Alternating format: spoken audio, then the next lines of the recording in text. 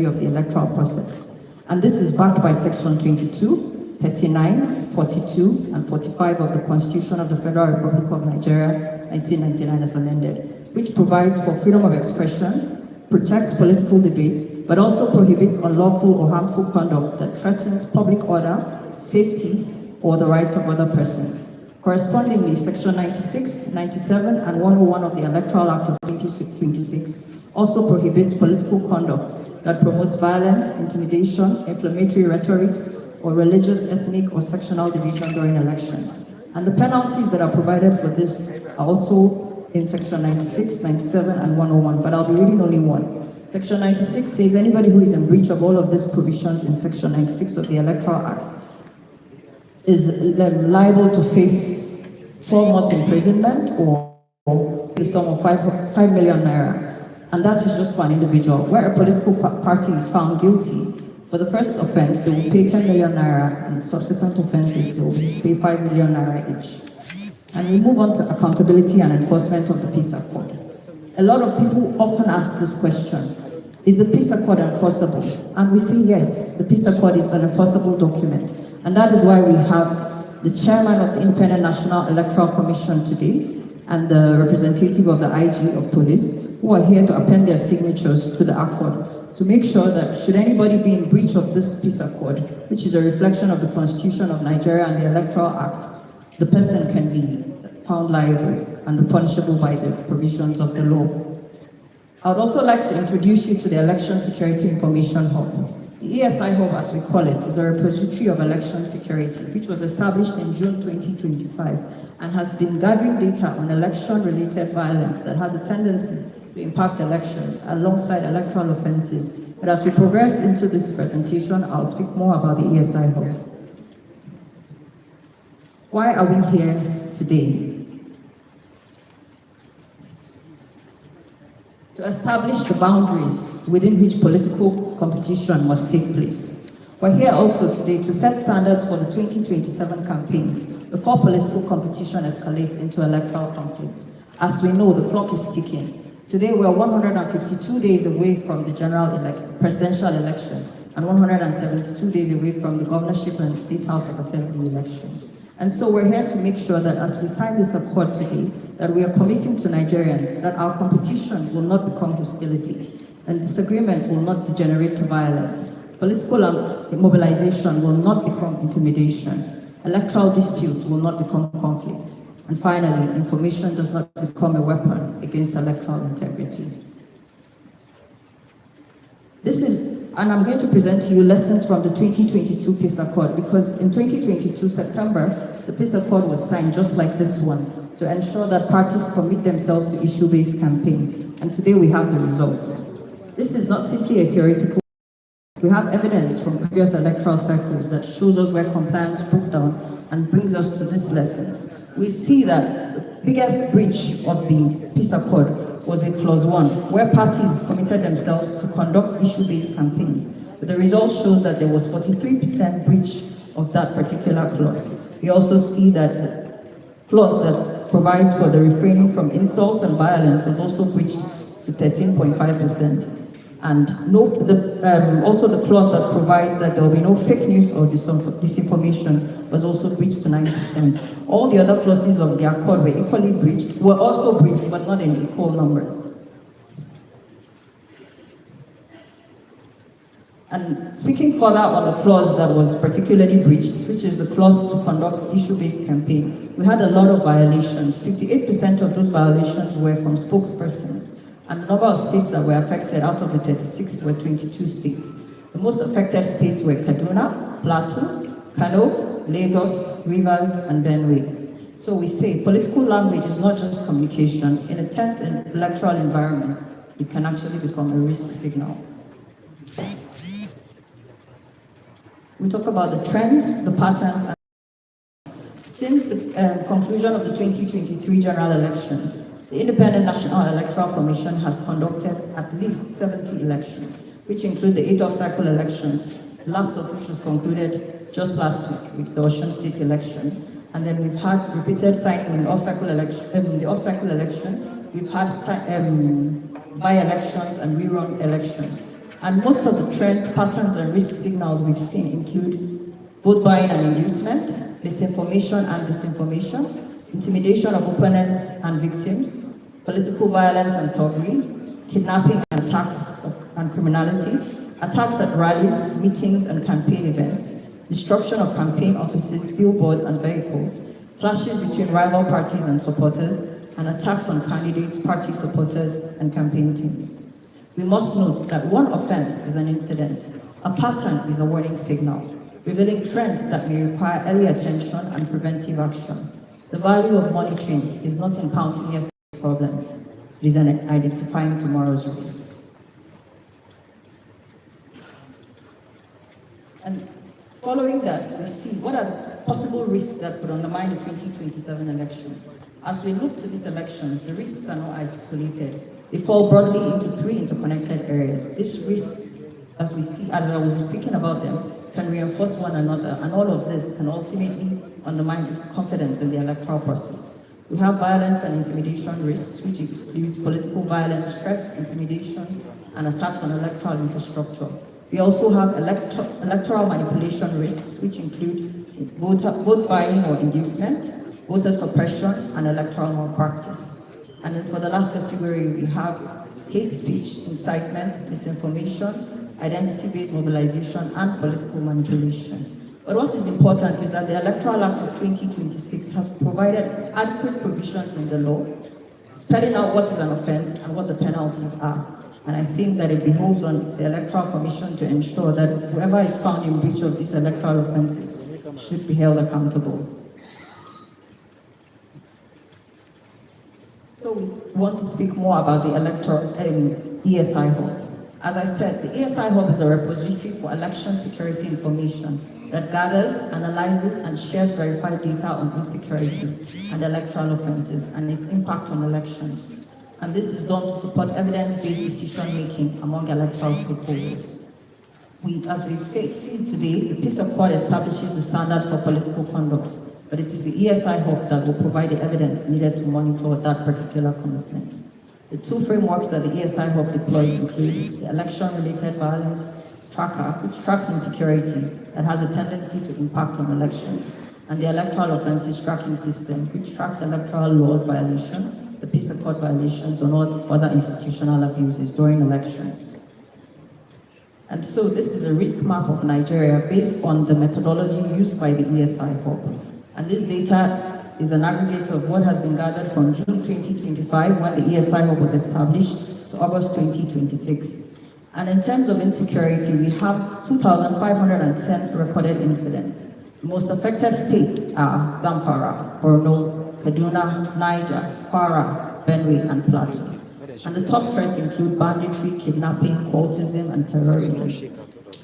For the electoral offenses, we have recorded 381 incidents, and the most affected states include FCT, Osun, Oyo, Ondo, and Lagos. And the top threats, again, include vote buying, political violence, thuggery, and physical attacks. We see that risk is geographically uneven, but concentrated around specific political and security hotspots. And I'll just recap again the top insecurity threats in Nigeria.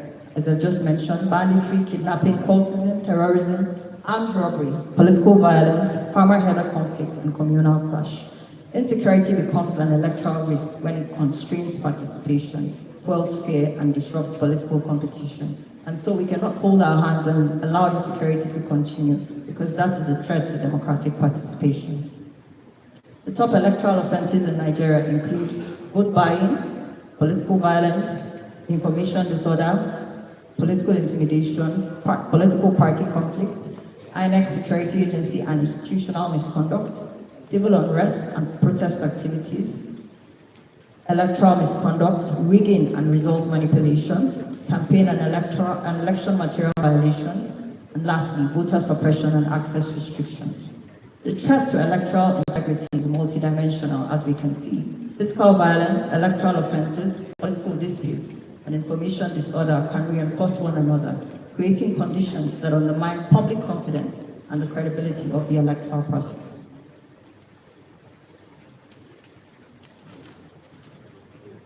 The journey to electoral violence often begins before the campaign period.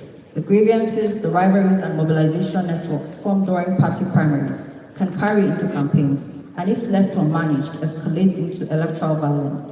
Therefore, it is imperative to address the drivers of these tensions early. And following the succession of the primaries into the campaign periods, these are some of the major issues that we have seen. We saw intra-party disputes and factionalization. We also saw defections and political realignments, litigation and legal challenges, primary nomination disputes, misinformation and disinformation again, vote buying and inducement, threats, intimidation and thuggery, hate speech and inflammatory rhetorics, physical violence attack, and campaign rally disruption. We must note that electoral violence often has a history before it becomes an incident. The risks observed during party primaries can evolve into campaign period tensions and, if unmanaged, contribute to electoral violence. So, what then do we do? What the campaigns Nigerians want to see, or should I say the campaign the good people of Nigeria deserve? We recommend that political parties and candidates in the period of this campaign conduct peaceful, issue-based campaign, debate policies and ideas vigorously but respectfully. For campaign teams and supporters, we expect you to mobilize responsibly and do not cause any violence or intimidation in the process of mobilization. As for the party and candidate's spokesperson, we expect a lot from you because this is where most of the issues start. We expect responsible messaging, kindly verify information, and avoid inflammatory or inciting statements. As for the media and CSO, verify information before amplifying, conduct evidence-based advocacy. Security agencies, we expect security sector neutrality from you, restraint and equal protection for all citizens and for candidates as well.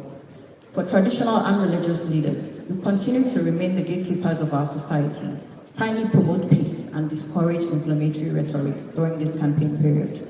As for the electoral institution, we expect impartiality, transparency, and consistent enforcement.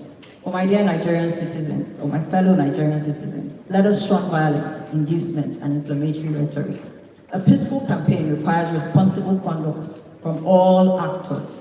Responsible leadership shapes responsible campaigns.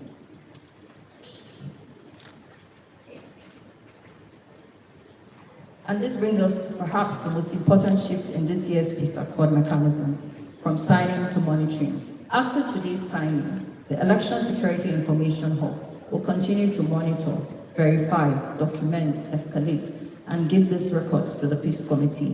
The National Peace Committee will engage in preventive diplomacy based on evidence, but then we beckon on all stakeholders, particularly INEC and the security agencies, to be on the alert during this campaign season and make sure that they ensure that the candidates and the party chairmen conduct themselves in a responsible manner. The real test of the peace accord is what political actors do after they leave this room. Today's signing ceremony marks the beginning of a monitored commitment to peaceful political competition. In conclusion, the signature is only the beginning. Today, we sign a commitment. From tomorrow, that commitment must become conduct.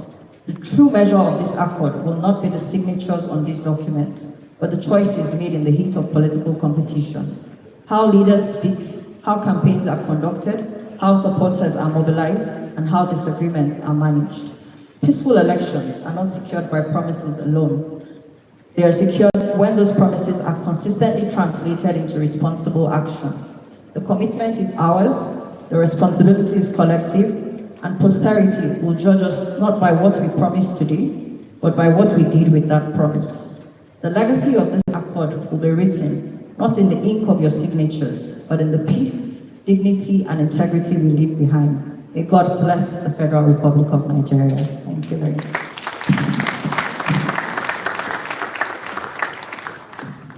One more time, a warm applause for Ms. Asabe Ndai, the project manager at the Kuka Center, which is the secretariat for the National Peace Committee. Thank you for that reminder that we all have a role to play in ensuring peaceful campaigns and ultimately peaceful elections, whether you're a candidate, a supporter, a spokesperson, a traditional leader, security. We all have a role to play. Thank you for that extent to what the peace accord is is all about. And a reminder also that the peace accord is not merely a paper. No, it is a powerful and enforceable document that is binding on all the signatories. And it's good to hear that it's in alignment with the laws of our land. Thank you very much once again. We now switch gears and move swiftly to the messages of peace. What is a peace accord signing without messages of peace from our stakeholders and partners? But we appeal to our speakers to share their message within the allotted time, which is 5 minutes. I will begin from the platforms, the political parties. And to speak on behalf of all the political parties, please welcome with me Dr. Yusuf Dantale, the National Chairman of the Inter-Party Advisory Council, IPAC, for his message of peace. Please let's give a warm applause to Dr. Dantale as he makes his way forward. Thank you.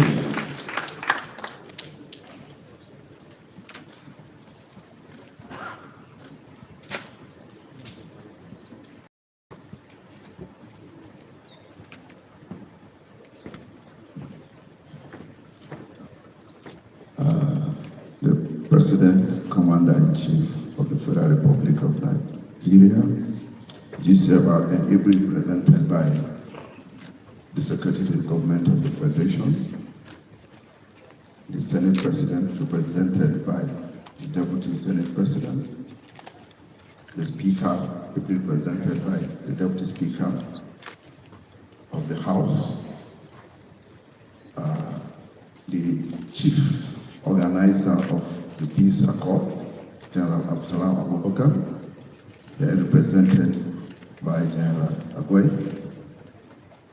my father, Bishop Kuka, the Chairman of the Independent General Electoral Commission, INEC, the Inspector General of Police, religious fathers here present, the National Chairman of registered political parties here present, presidential candidates,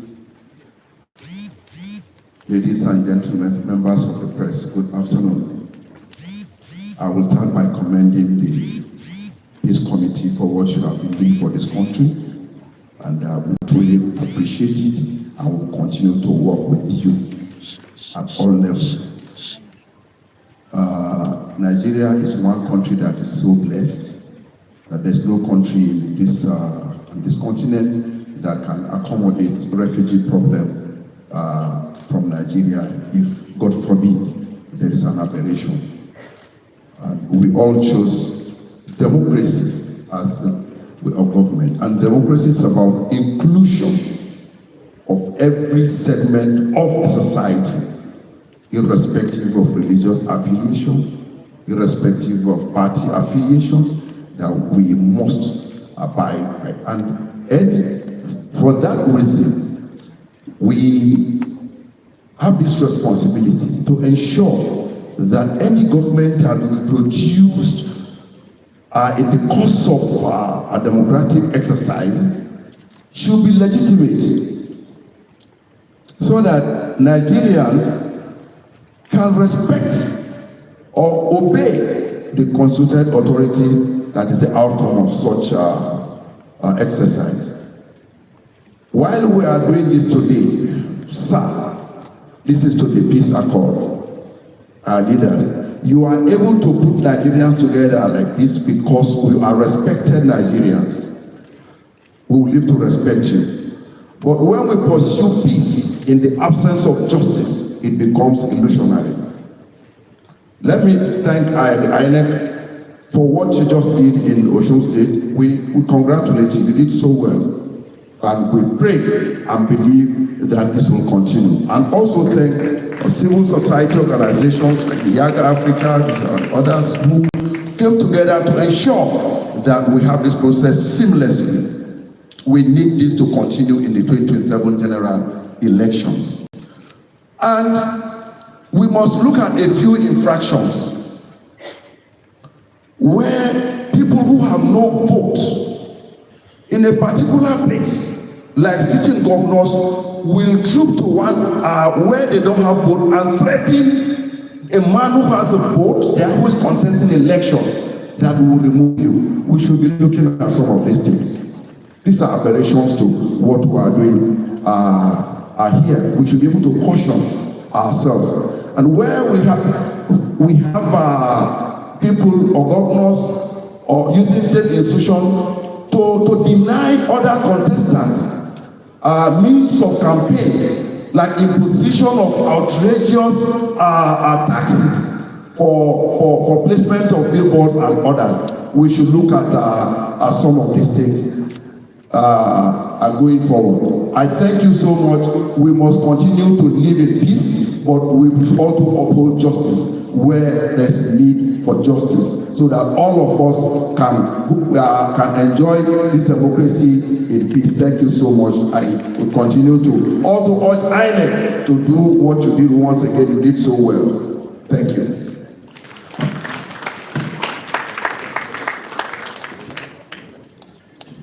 Once again, a warm applause for Dr. Dantale, the chairman of Inter-Party Advisory Council.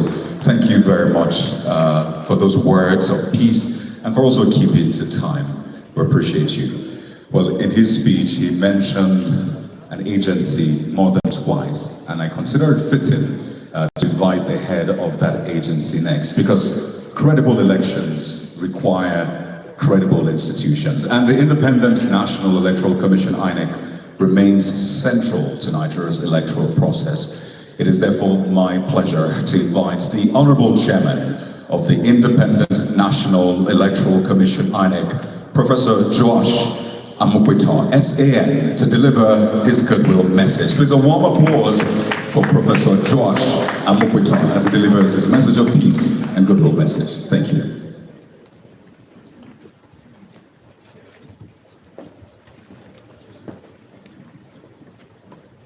Thank you very much.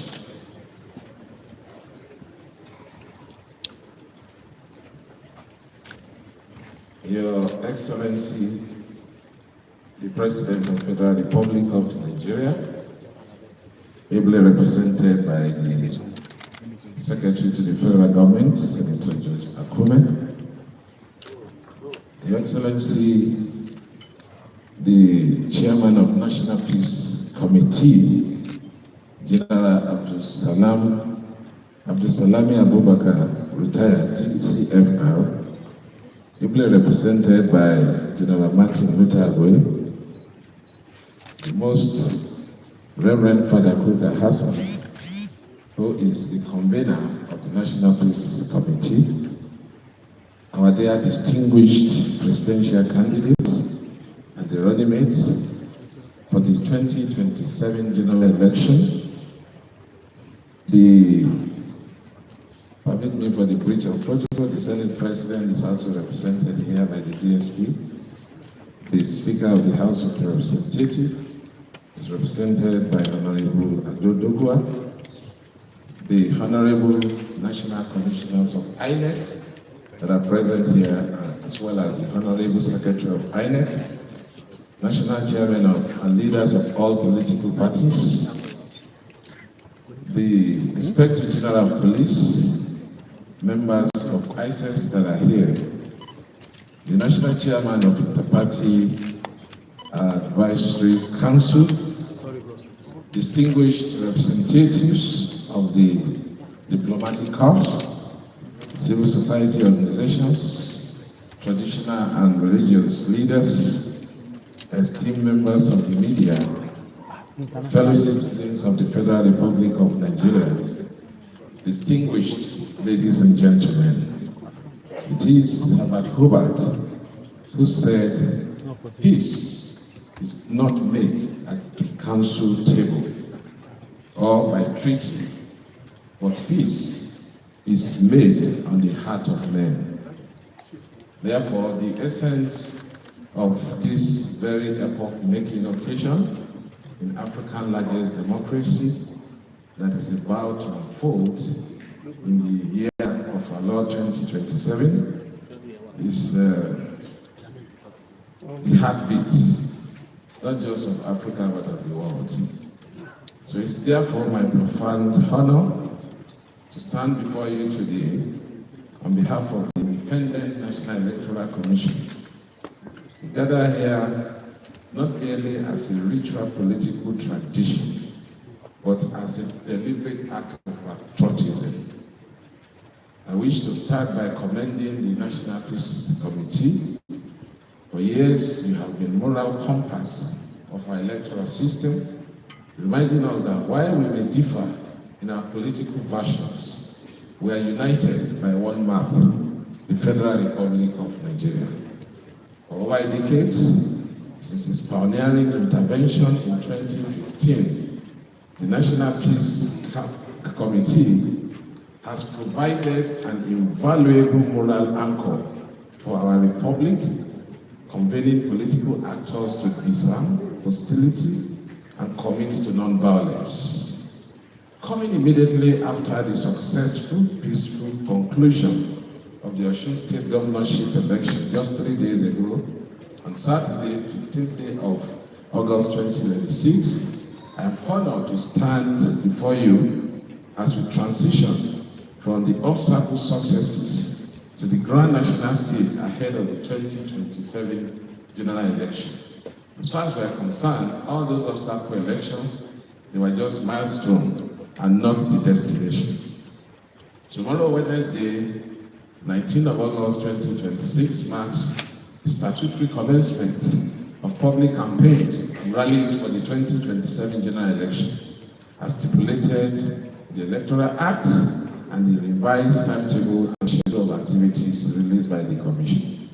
As we are all aware, the presidential and National Assembly elections will take place on Saturday, 16th of January 2027, while the governorship and the state houses of assembly will be held on the 6th of February 2027. That we gather on the very eve of this crucial milestone of commencement of political campaign is both deliberate and profound.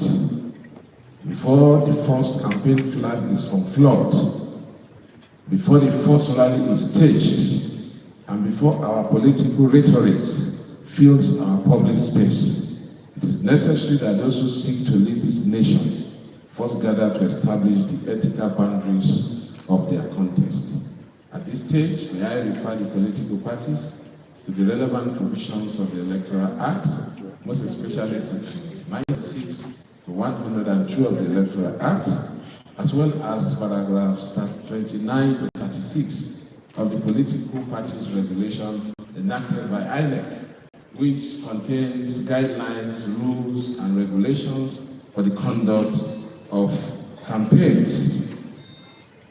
Today, signing of the first National Peace Accord therefore marks a critical milestone. We are exactly 5 months away from the 2027 general election. The world is watching, but more importantly, the Nigerian people, the youths, the farmers, the entrepreneurs, and the elderly, they are watching all of us. They are not just asking for much, they are simply asking for a process that and a campaign that respects their intelligence. We must be candid about the realities confronting our democratic space.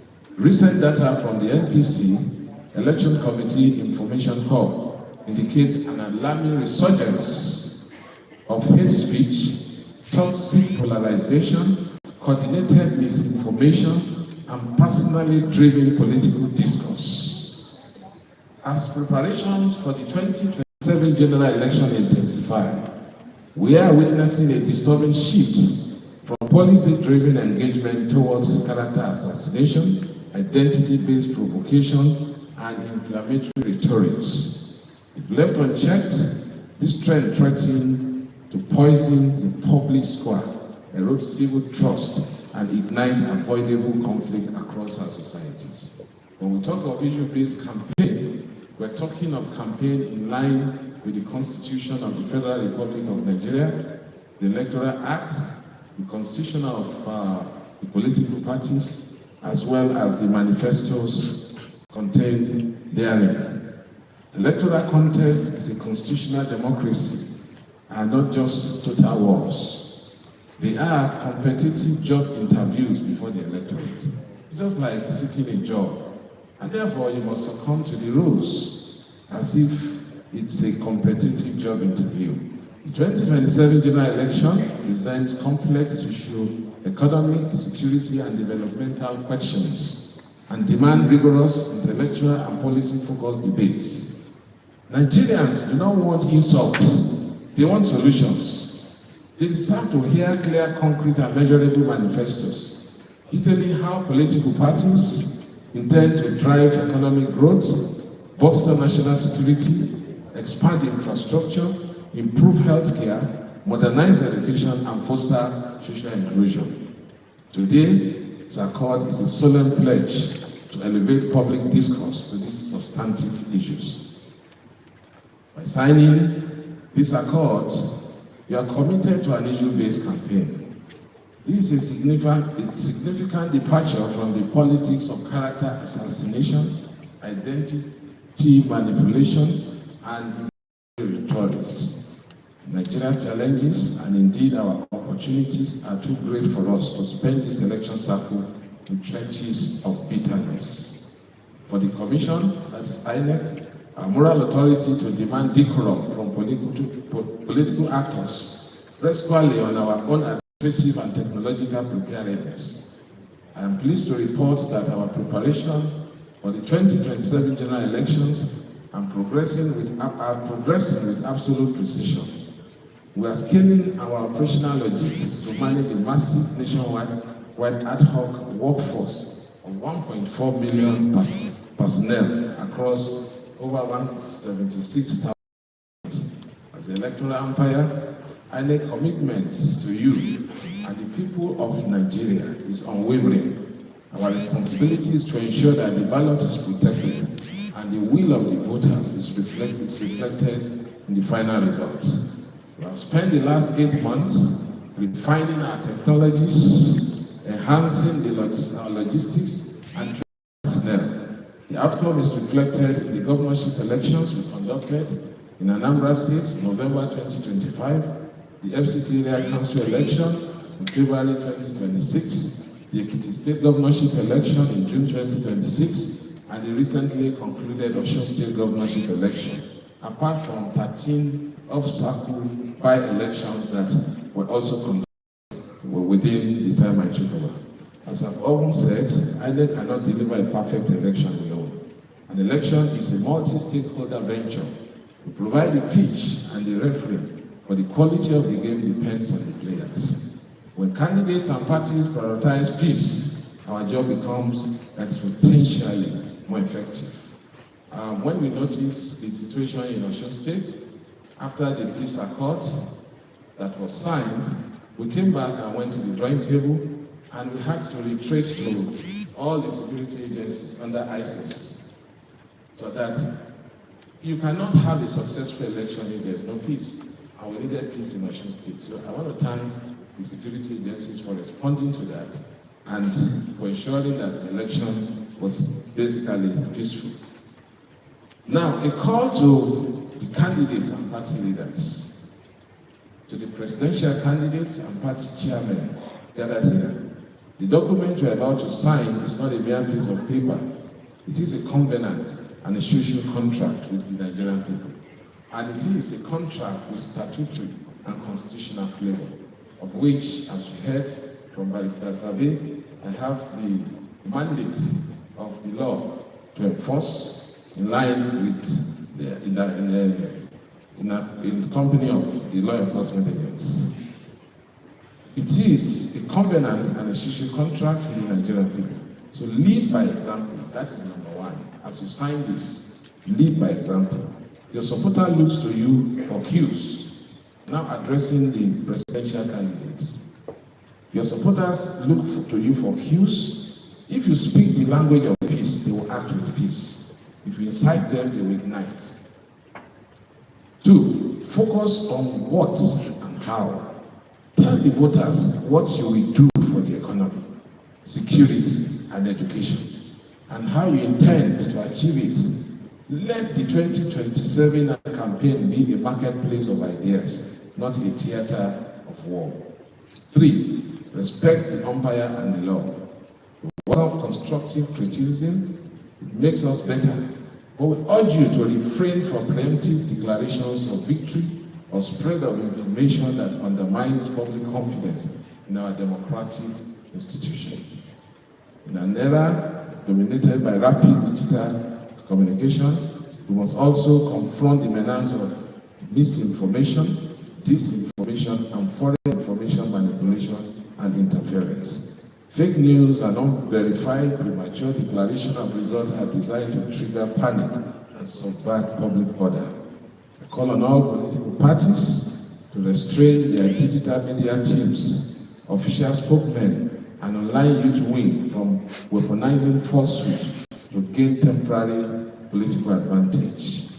Addressing the incumbent, Your Excellency, Mr. President, your presence here through your secretary to the federal government today as president and a candidate signals a commitment to the stability of our country.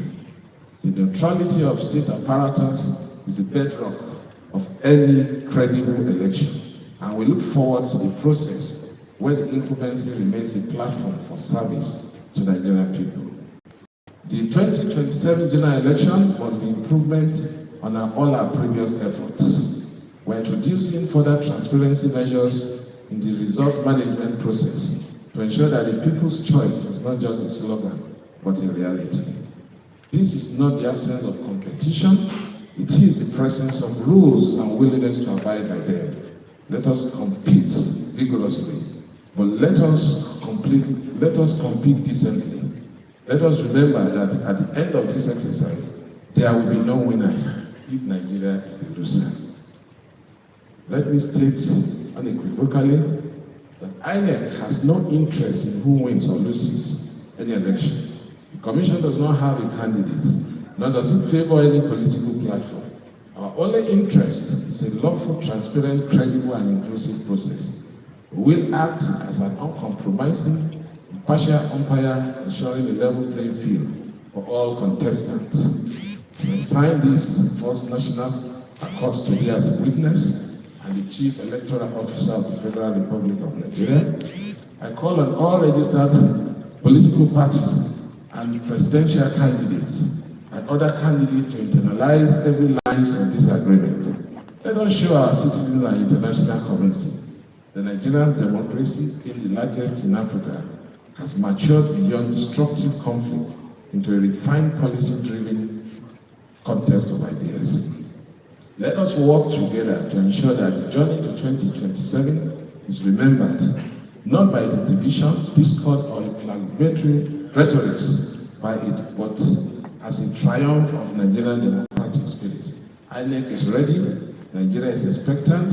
Let us make the 2027 general election a shining example of African democracy, Nigeria being the largest democracy in Africa. In closing, I want to thank the National Peace Committee once again for this initiative. To the candidates, as we pick up the pen today, remember that the ink represents the hopes of over 200 million Nigerians. Write a history of peace. Write a story of progress. May God bless the National Peace Committee. May God bless the Independent National Electoral Commission and continue to guide the Federal Republic of Nigeria towards enduring peace, unity, and progress. Thank you all.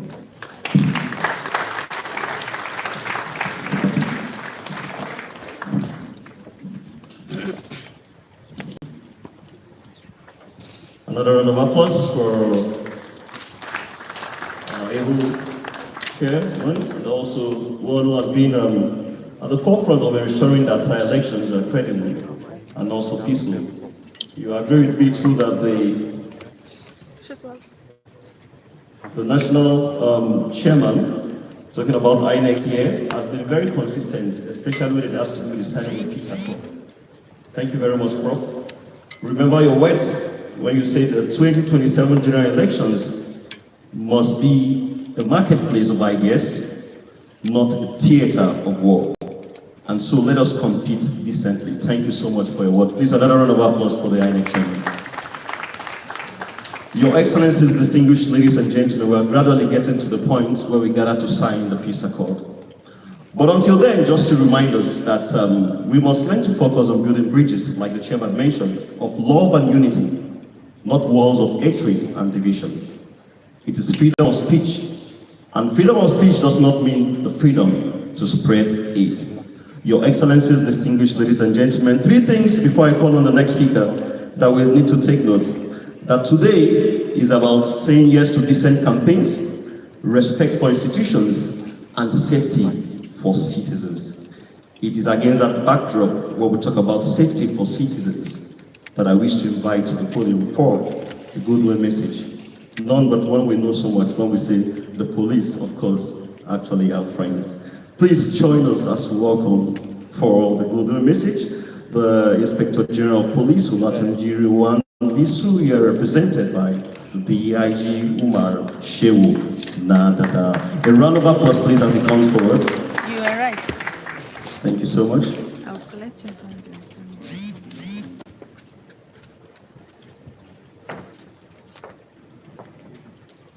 Bros.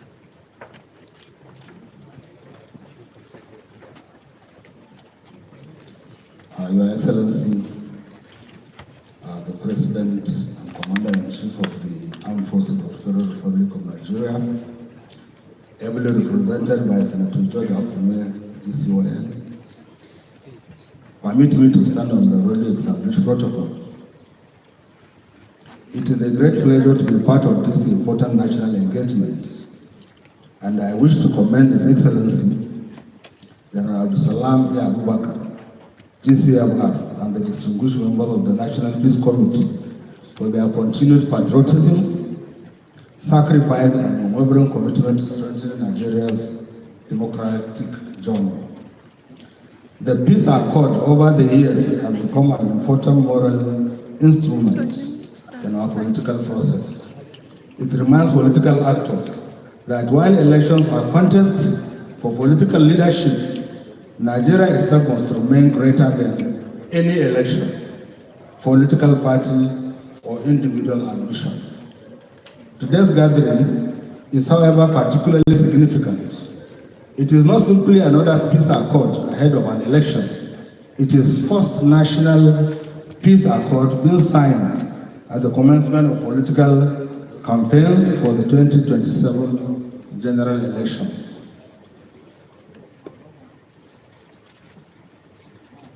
Distinguished ladies and gentlemen, the security of an election is not created on the day of the election. It is built gradually through the conduct of political parties, candidates, supporters, and other stakeholders throughout electoral cycle. The language we use during campaigns matters. The issues we choose to emphasize matter. The manner in which we respond to political disagreements matters. A political campaign should be a contest of ideas, policies, programs, and competing visions for the future of our country. It should not be a contest of hatred, intimidation, ethnic mobilization, religious divisions, or violence. We must therefore collectively reject hate speech, inflammatory rhetoric, incitement, disinformation, deliberate manipulation of ethnic or religious sentiments for political advantage. We must also recognize that words can have consequences. A statement made at any political rally, on television, online, or through social media can travel within seconds to millions of people. When such statements are deliberately designed to provoke anger or hostility, it can transform political disagreements into violence. This is why I urge all political leaders and candidates to exercise the highest level of responsibility in their public communications throughout the campaign period. Distinguished guests, Nigeria Police Force recognizes that democracy requires rigorous political competition. We have no interest in determining who wins or loses an election. Our interest is in ensuring every Nigerian is able to participate in the democratic process freely, safely, and without fear. The police will therefore remain professional, impartial, and guided by the Constitution of the laws of the Federal Republic of Nigeria. We will work closely with the Independent National Electoral Commission, the military, the intelligence community, and other security and law enforcement agencies to provide the security environment necessary for political activities and credible elections. But security agencies cannot secure elections alone. Political parties and candidates have a fundamental responsibility to help create the environment in which elections can appeal to all political actors to ensure that their supporters, campaign organizations, and agents conduct themselves responsibly throughout the campaign period. In particular, political parties must take responsibility for the conduct of those who campaign on their behalf. You cannot publicly preach peace while privately encouraging violence. You cannot call for a credible election while simultaneously undermining the Constitution, the institutions responsible for conducting them. And you cannot seek the mandate of the Nigerian people while creating fear among every citizen whose votes you seek. I must also emphasize that the police will not tolerate the use of political talks, armed groups, criminal elements, or other unlawful structures to intimidate opponents, disrupt political meetings, or interfere with the electoral process. The acquisition, distribution, or use of illegal firearms or other weapons for political purposes will be treated as a serious security threat. Similarly, we must collectively reject the practice of mobilizing young Nigerians into violent political movements and then abandoning them when the elections are over. Our young people should be instruments of democratic renewal, not instruments of political violence. Therefore, there is another dimension of this conversation that deserves emphasis: inclusivity. Nigeria's democracy must provide space for all citizens to participate meaningfully, irrespective of gender, ethnicity, religion, age, disability, or social status. Women, young people, persons with disabilities, and other traditionally underrepresented groups must be able to participate in political activities without intimidation, discrimination, or violence. A peaceful election is not merely one in which there is no violence. It is one in which citizens feel sufficient democratic rights. This is why the police will continue to engage political parties, candidates, civil society organizations, traditional institutions, religious leaders, youth groups, and other stakeholders as we prepare for the 2027 elections. Our objective is to prevent security threats before they materialize, respond professionally where incidents occur, and ensure that no individual or group is allowed to place the democratic process at risk. The peace accord being signed today should therefore not be viewed as a ceremonial document. Its true value will be determined by what happens after the signatures are appended. The real test is when campaigns become instance, when political competition becomes heated, when allegations are made, when results are disputed, and when political interests are placed under pressure. This is when the commitments made here today must become real. I therefore respectfully call upon all political parties, candidates, and their supporters to sign this accord not only with their hands, but with their conscience. Let us make the 2027 campaign a contest in which Nigeria hear what each political party and candidates intends to do for the country. Let us debate the economy, security, education, healthcare, environment, infrastructure, agriculture, technology, and the future of our young people. Let us challenge ideas with better ideas. Let us defeat political arguments with superior arguments. And let Nigerian people ultimately decide through the ballot. As Inspector General of Police, I assure this gathering that the Nigerian Police will continue to work tirelessly with all relevant stakeholders to provide a secure environment for political campaigns and the eventual conduct of peaceful, credible, free, fair, and inclusive elections.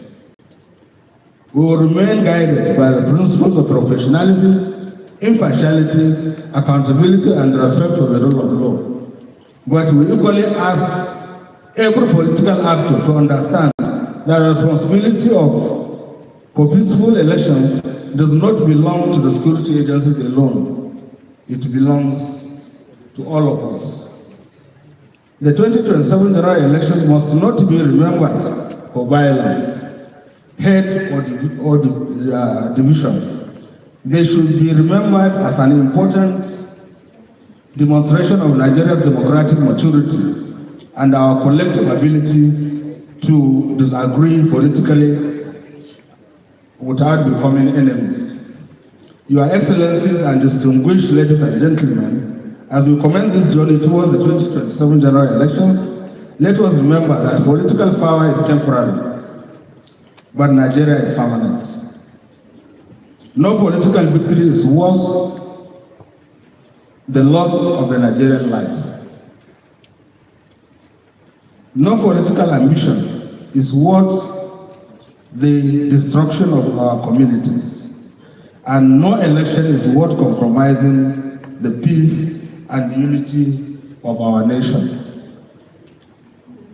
I commend the National Peace Committee once again for this timely initiative and all parties to this accord to honor its letter and its spirit through the campaign and electoral process.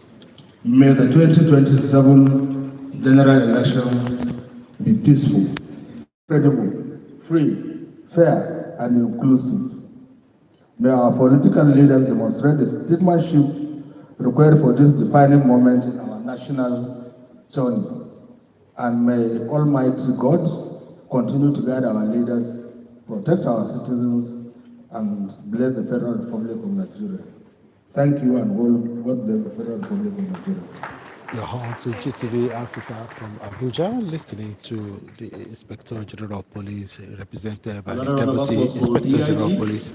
Thank you so much, That's just sir. giving the words from the security sector as regard to elections coming Political power is 2027. temporary, This is GTV Africa. but Nigeria is If permanent. you are not a Great subscriber request from to the channel, the DIG, kindly also subscribe reminding us so that you have that the opportunity interest of the police of is to seeing ensure what is going every on Nigerian as participates in election the electoral process election campaign commences freely, tomorrow, safely, and and assure you without that fear. we'll be bringing Your to Excellencies, you distinguished ladies as and gentlemen, activities before I is call on the going next, in and around we just us. have two more goodwill A few messages, minutes and then we go straight to after the the signing of the two peace accord. messages coming up, The DIG mentioned the need signing, to mobilize young as expected, Nigerians for will be peaceful done. processes. And And I think just I to ask add you to that stay tuned there is a as you negative are part of stereotyping it. of Let's young continue to people join the house. as This is people who are GTV violent, Africa, and I am people Yemiga who probably Olamikon are Hankari not ready Days. to make a positive Kindly difference. subscribe But if today you are we have a yet positive narrative about young to people. subscribe to I believe GTV that the Africa. youths are ready to be used as instruments of peace building.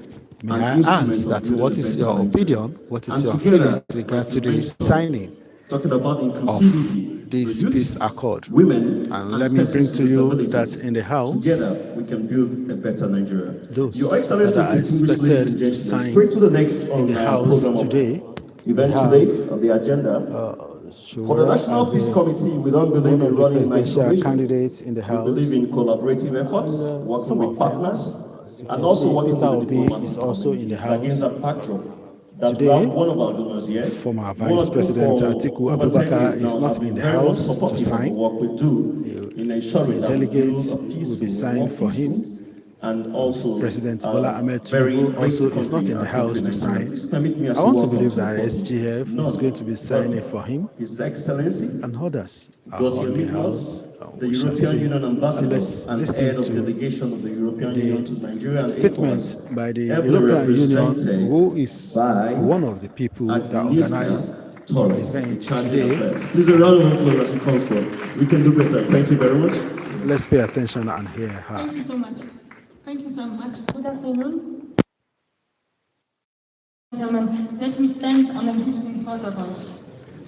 I'm honored to you here on behalf of my ambassador, the EU ambassador to Nigeria, Mr. Coutinho, at the first signature ceremony of the 2027 National Peace Accord by the presidential candidates. In 2023, Nigeria once again set an example for Africa and for the world through the peaceful transition of power from one civilian administration to another. As we look ahead to the 2027 general elections, our shared hope, and when I say shared, I really mean it, is that Nigeria will take further steps to consolidate its democracy through fair, credible, transparent, and peaceful elections. As the largest democracy in Africa, and this was emphasized very much today, elections in Nigeria matter greatly. First and foremost, they matter for Nigerians, but they also matter to the rest of the continent as Nigeria carries a responsibility to lead and to inspire other African countries. You, the leaders of political parties, you hold special duty in this regard.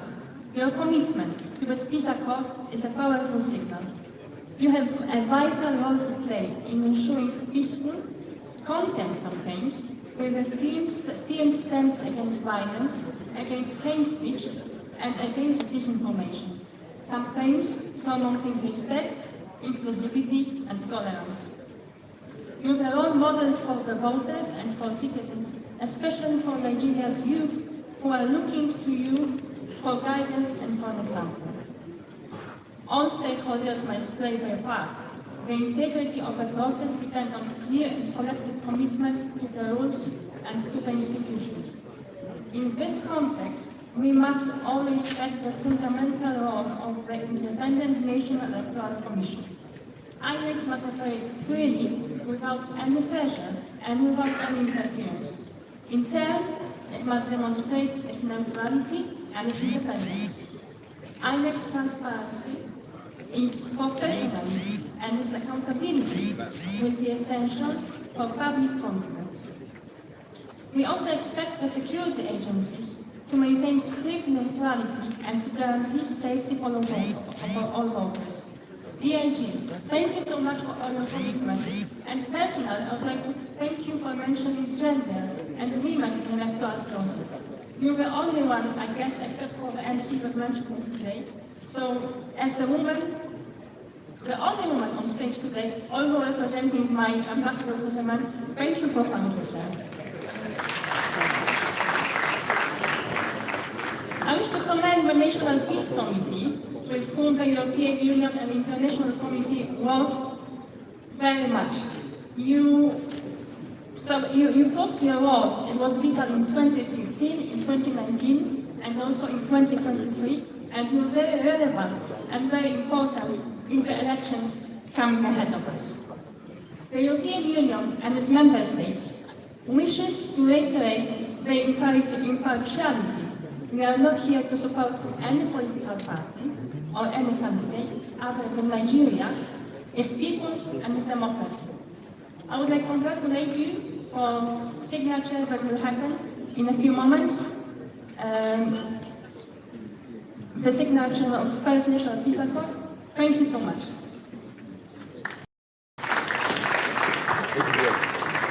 There's a warm applause once again to Agnieszka Torres, Charge d'Affaires of the EU delegation to Nigeria, and ECOWAS, representing His Excellency Gautier Minio.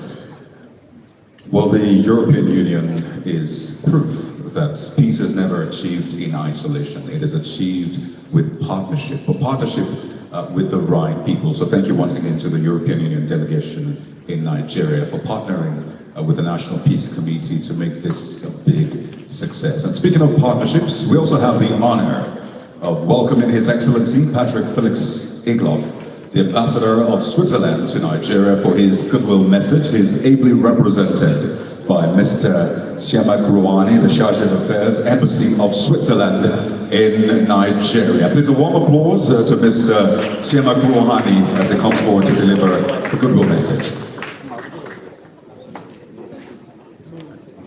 Excellencies, excuse me, ladies and gentlemen, I suspect that Kyoto has a Swiss watch, so in the interest of time, please allow me to stand on the already well-observed protocol. It is a pleasure to join you today for the signing of the first National Peace Accord on issue-based campaigns ahead of Nigeria's 2027 national general elections. On behalf of the Government of Switzerland, I commend the National Peace Committee and the KUKA Center for convening this important engagement. The message of today's gathering is simple but important. Political competition must never come at the expense of peace. Democracy is built on differences. Parties will disagree.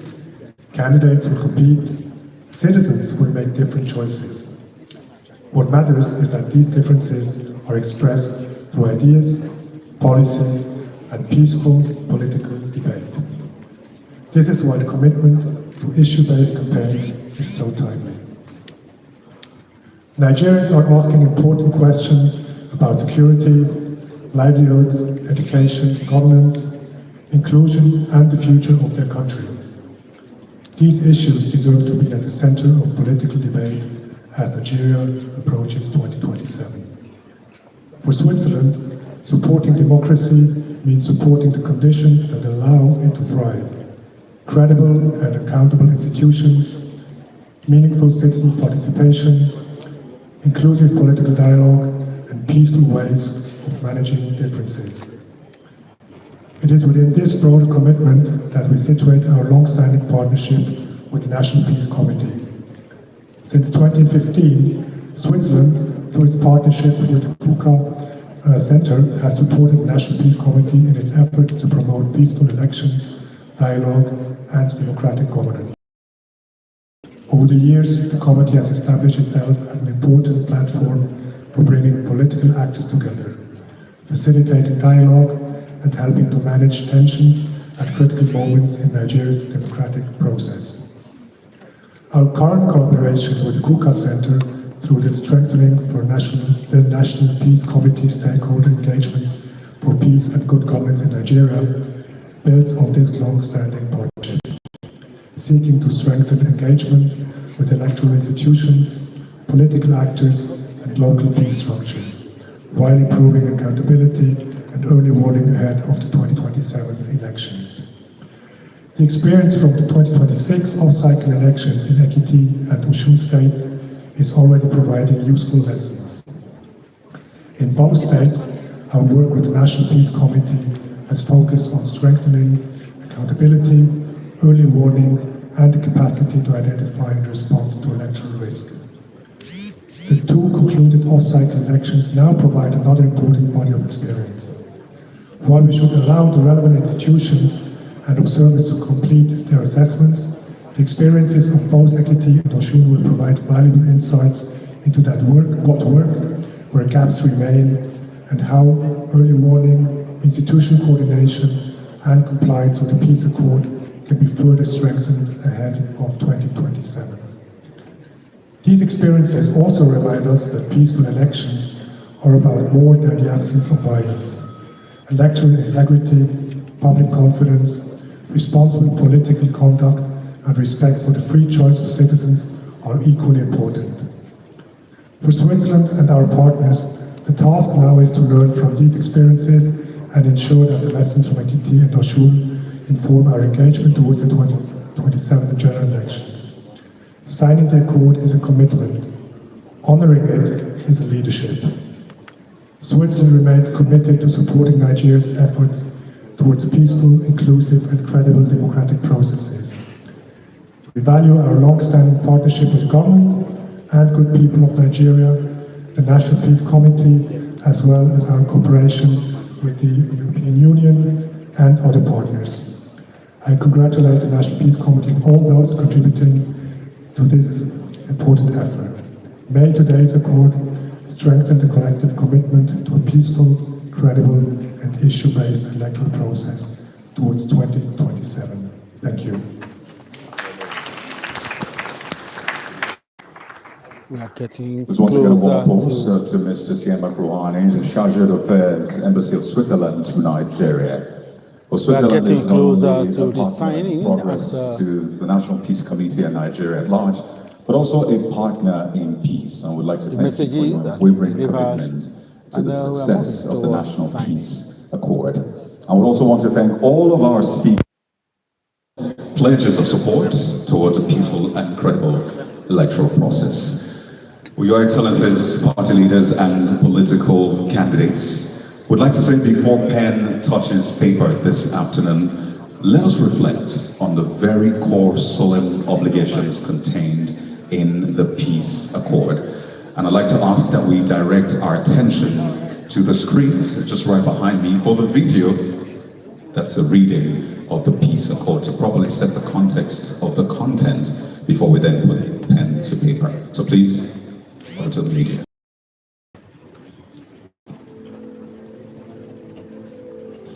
Signing of the first National Peace Accord on issue-based campaigns and the prevention of violence by political parties and candidates contesting the 2027 general elections. Under the auspices of the National Peace Committee, NPC, I, the undersigned Presidential, National Assembly and Governorship candidate, together with the chairperson of the undelisted political party contesting in the 2027 general election, reaffirm my commitment to take proactive measures towards the creation and maintenance of a conducive environment for the conduct of free and peaceful elections in furtherance of the constitutional commitment to a state based on the principles of democracy and social justice, cognizant of the need to maintain a peaceful environment before, during, and after the 2027 general election, and guided by the provisions of the Electoral Act 2026, particularly sections 95, 96, 97, 98, 99, 100, and 101, as well as the applicable electoral offences contained in Part 7, Sections 118 to 133. Further cognizant of the provisions of the Electoral Act 2026 to the buying and selling of voters' cards and votes, including Section 22 and the provisions relating to bribery, undue influence, and 2 of the Constitution of the Federal Republic of Nigeria, 1999, as amended. Determined to avoid conduct that threatens constitutional order, public peace, political stability, or national security, and to comply with applicable provisions of Nigerian criminal law relating to such conduct, I hereby commit to the following. 1. To conduct my campaigns in a peaceful, lawful, and issue-based manner, and to refrain from any conduct that undermines constructive political competition. 2. To ensure that I, my campaign spokespersons, officials and supporters refrain from creating, publishing, disseminating, endorsing, or knowingly amplifying fake news and misinformation during our campaign engagements where such conduct is intended to incite violence and undermine the integrity of the electoral process.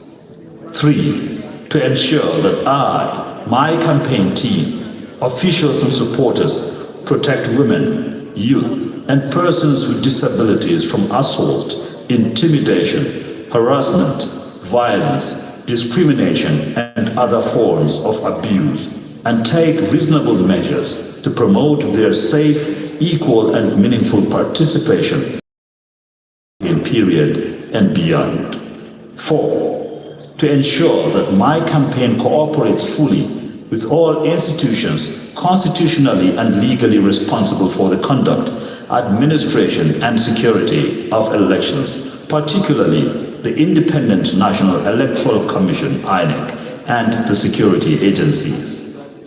5. To deploy during all my campaign engagements a political communication strategy that is peaceful, inclusive, respectful, culturally sensitive, educative, and centered on issues, and to refrain from personal attacks, character assassination, inflammatory rhetoric, hate speech, incitement, or other forms of communication capable of promoting discrimination, hostility, violence, or undermining peaceful political competition.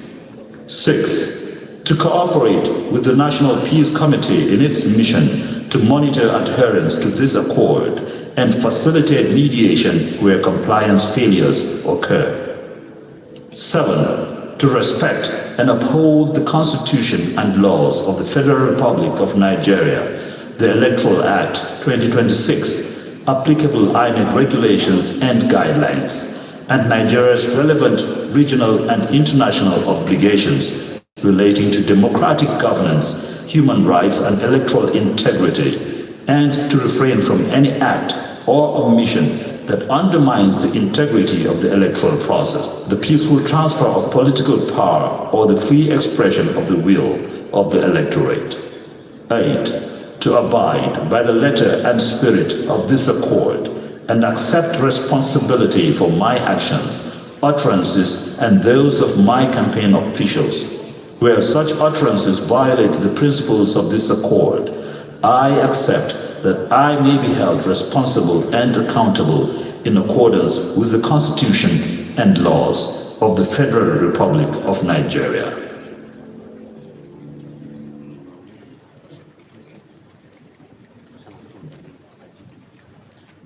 And with those solemn words, we announce that the moment we have been waiting for is upon us.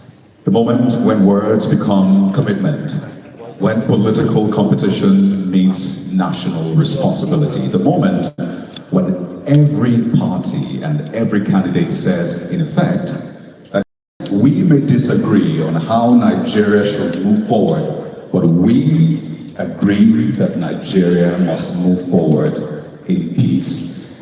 Your Excellencies, distinguished guests, ladies and gentlemen, this is the order which will conduct the peace accord signing. We will begin with the National Assembly and governorship candidates who are here present. I would like to ask for the National Assembly candidates and governorship candidates in the audience to please rise to their feet.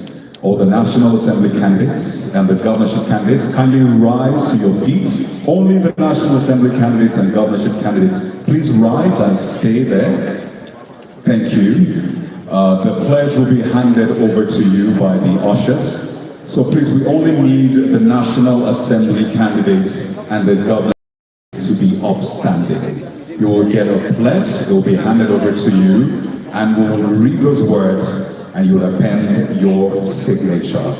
So we'll just give a few seconds for you to receive the pledge, wherein you would append your signature, your name, position you're vying for, and your political party. Governorship candidates and members of the National Assembly, both the Senate and also the House of Representatives. Please, we'll all do that together. Thank you.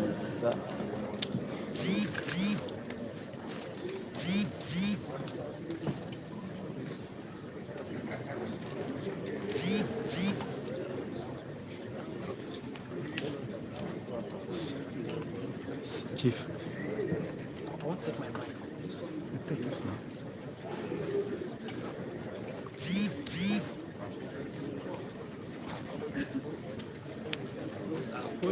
There are some here who are looking for the phone. So please, if you do not have the pledge yet, kindly indicate and signify by raising your hand so the ushers can hand you your pledge sheet. If you are a National Assembly candidate or a governorship candidate and you do not have the pledge form, kindly raise your hand. So we have someone here in front, the ushers, kindly attend to him. Thank you very much. We also have someone at the back wearing the wine outfit. Please let's attend to him as well. Let's ensure that no one is disenfranchised here today. Once again, if you are a candidate vying for the House of Representatives or the Senate, or a candidate vying for a governorship seat in one of the states in Nigeria, please rise to your feet. You'll receive a pledge, and together we will do this all-important and solemn accord signing. Thank you. Yeah. So who is reading this? So while you're doing that, in the next 2-3 minutes, we'll all take the pledge together. In the next 3 minutes. And shortly after that, for the signing of the peace accord for presidential candidates and the chairman of political parties. So we shall begin. And I need you to say along with me, I, then put your name, contesting under the platform of the underlisted political party, contesting for the position of pledge on behalf of myself or my campaign council to uphold the Constitution and laws of the Federal Republic of Nigeria. I commit to conducting my campaign peacefully, lawfully, and publicly affirm my commitments to issue-based campaigns, linked to party manifestos and programs, devoid of personal attacks, insults, and bitterness while conducting my campaigns. I pledge to compete fairly based on ideas, debate opposing views respectfully, and reject other forms of spiteful narratives that will lead to intimidation and violence.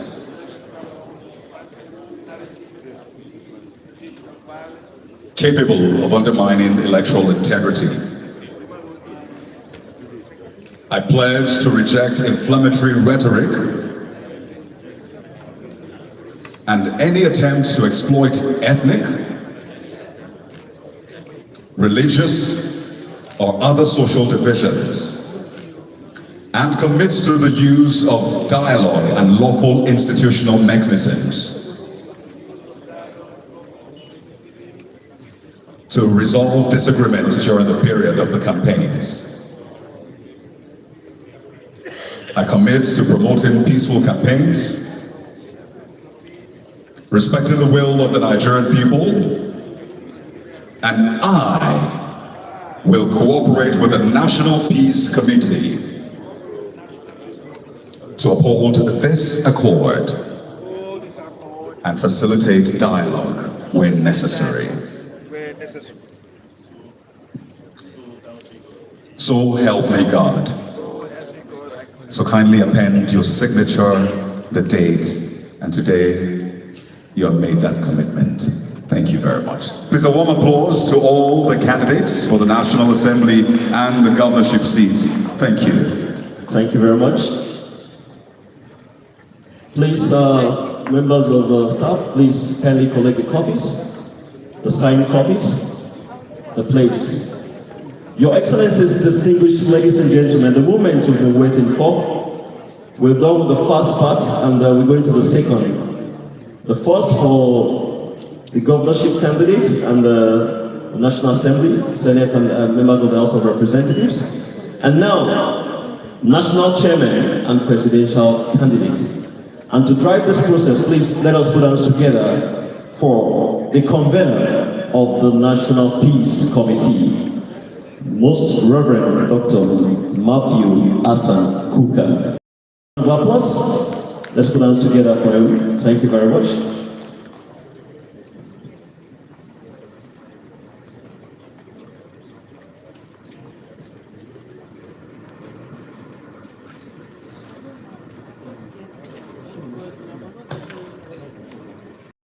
Right.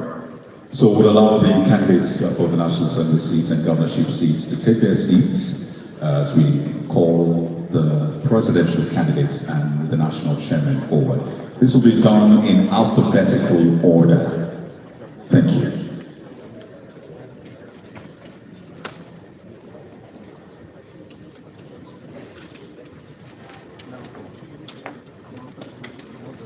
Accord. You don't need to shift. Yes, you are moving Chairman forward. and candidates. No candidates, just chairman. Okay. So we'll just call you and then you come When you are up so that thinking, you will not even we take get it what and you make it want. snappy. So Accord Party, Action Alliance,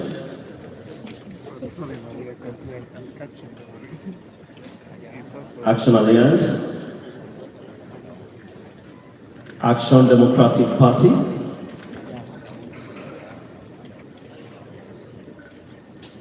So please, the national chairman and the presidential candidate should come forward. So once again, Accord, Action Alliance, the national chairman, the presidential candidate, followed by the presidential candidate of Action Democratic Party, ADP, and the national chairman. Next, the national chairman of Action People's Party, APP, Bros, and take it easy now. the presidential candidate should please come forward, To this person now. followed by the presidential candidates of the African Action Congress, AAC, and the national chairman. This will be followed. This will be followed by the presidential candidates of the African Democratic Congress, ADC, and the national chairman of the ADC. Kindly step forward to sign the documents. Followed by the presidential candidate of the All Progressives Congress, APC, and the national chairman. We'll also invite the presidential candidate of the All Progressives Grand Alliance, APGA, and the national candidate, or the national chairman, I beg your pardon, to step forward to sign the document. Followed by the national chairman of the Allied People's Movement, APM, and the presidential candidate. We'd also like to invite the presidential candidates of the Boot Party and the national chairman, followed by the presidential candidate of the Democratic Leadership Alliance, DLA, and the national chairman. Sorry. Next is the presidential candidate of the Labour Party, LP, and the national chairman. Kindly step forward. Followed by the presidential candidate of the National Democratic Party, NDP, and the national chairman. You on the stage. After signing, just remain standing on the stage. Thank you so much. Chairman and candidates. Next on the lineup is the presidential candidate of the People's Democratic Party, BDP, and the national chairman. Please step forward. And don't forget, right after the signing, we appeal to you that you stay on the podium. So for the presidential candidates and the national chairman, kindly stay. Do not leave after you sign. Stay on the podium, just in front of your document. So if there's any presidential candidate or national chairman that has left the podium, we ask that you please return to the podium. Next is the presidential candidate of the Social Democratic Party, SDP, and the national chairman. Kindly step forward to sign your documents. followed by the presidential candidate of the Youth Party, YP, and the national chairman. It's also my pleasure to invite to the podium the presidential candidate of the Young Progressives Party, YPP, and the national chairman. Please step forward. And last but not least is the presidential candidate of the Senate Labour Party, ZLP, and the national chairman. Please step forward to sign the document. And please do not leave the podium. When you're done with the signing, kindly wait in front of your document. Thank you.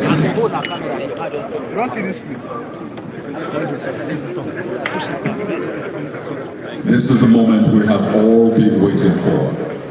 The moment when every party and candidate says in effect that we may agree on how Nigeria should be run, we may agree on how we should move forward, but we agree that this nation, this great nation, must move forward in peace and harmony.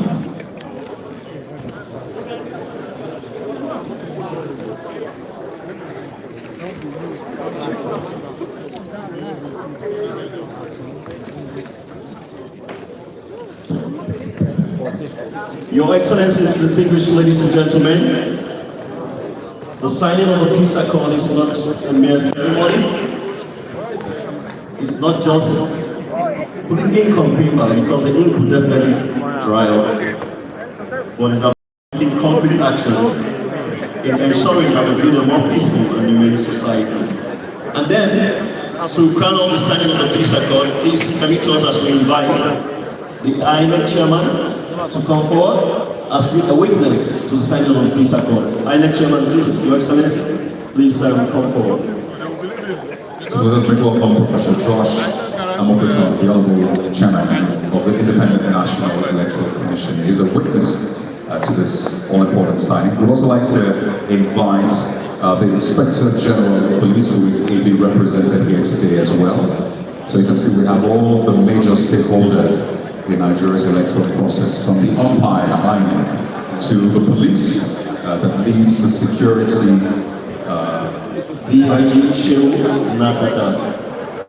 And then, the last but not the least, we invite as a witness and also to crown it up, the chairman of the National Peace Committee, in the person of His Excellency General Salami Abubakar, ECFR, heavily represented by His Excellency General Martin Luther Akwai.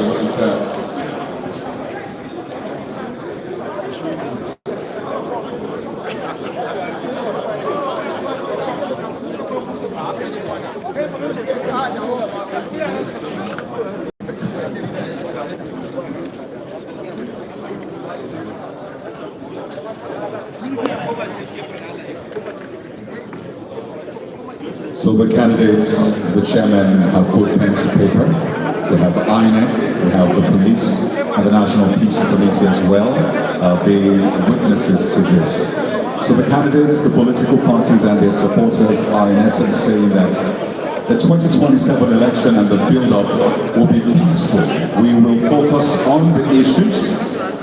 It will be an issue-based campaigning process. As they hit the campaign trail, they are promising Nigerians and the world that they will pay attention and focus only on the issues that the electorate want to listen to.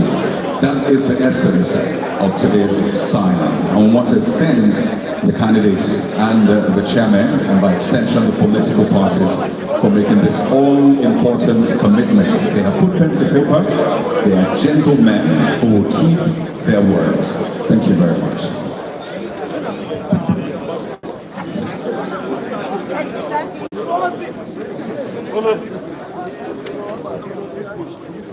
Your Excellencies, distinguished ladies and gentlemen, the moment we've been waiting for, it's happened already.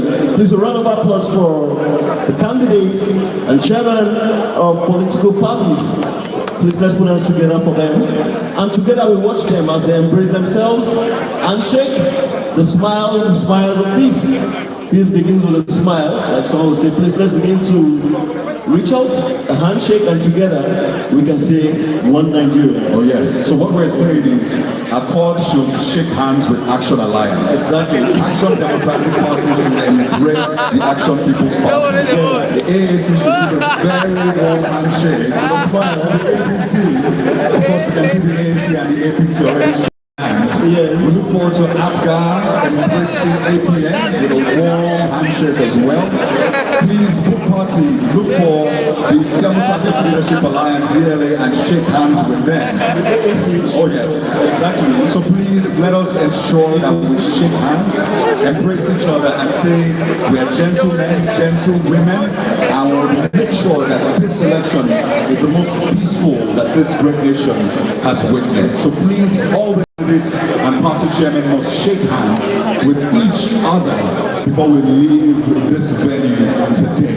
Thank you. Thank you so much. And this is a representation of the fact that peace itself is something that we all pray for, and no society would make progress without ensuring that peace itself is protected. Thank you so much. Thank you very much. Thank you, Nigerians. And this is the moment we've been waiting for. Congratulations to each and every one of you. Congratulations. This is a representation of one Nigeria. What you think? Absolutely. So please, absolutely shake hands. I'm saying the candidates and chairmen, ZLP, YPP, YP, SDP, shaking hands. This is what we want to see. And I love that the press is here to capture the pictures and the videos, so we can also show Nigerians that see the political actors smiling, shaking hands, embracing themselves. So you, the supporters, do not have any reason to engage in violence, because your leaders are friends. They're shaking hands, they're smiling with each other. Thank you very much to our political actors. Thank you very much. Thank you very much. And so we have just two more items before the event comes to an end. Kayode, I think the next should be.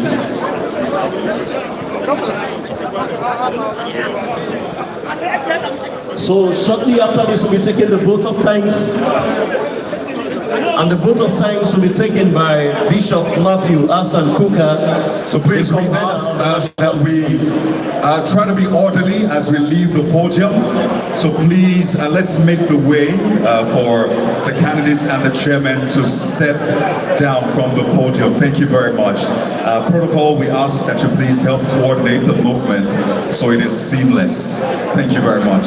Please, can we give way? Thank you so much.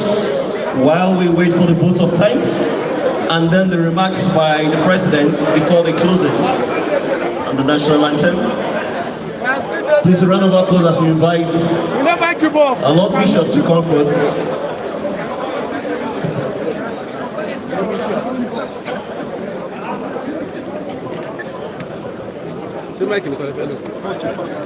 Anyone now? Mike. Get the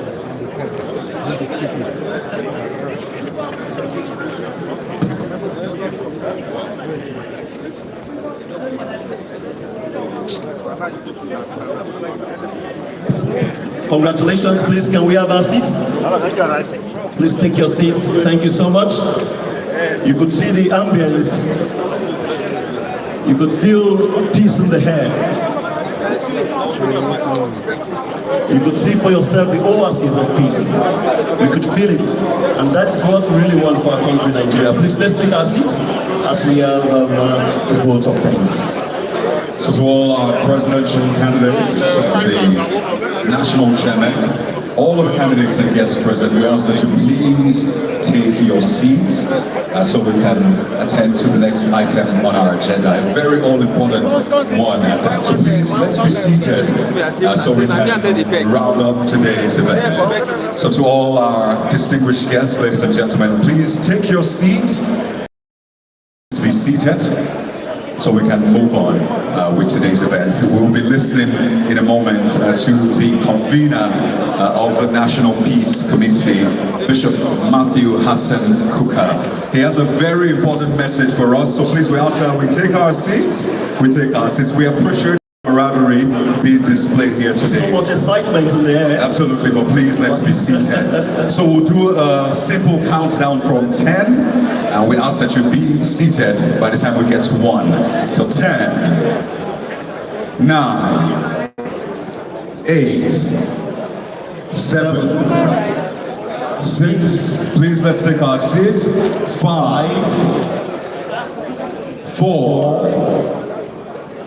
once again, yes, ladies and gentlemen, let's be seated.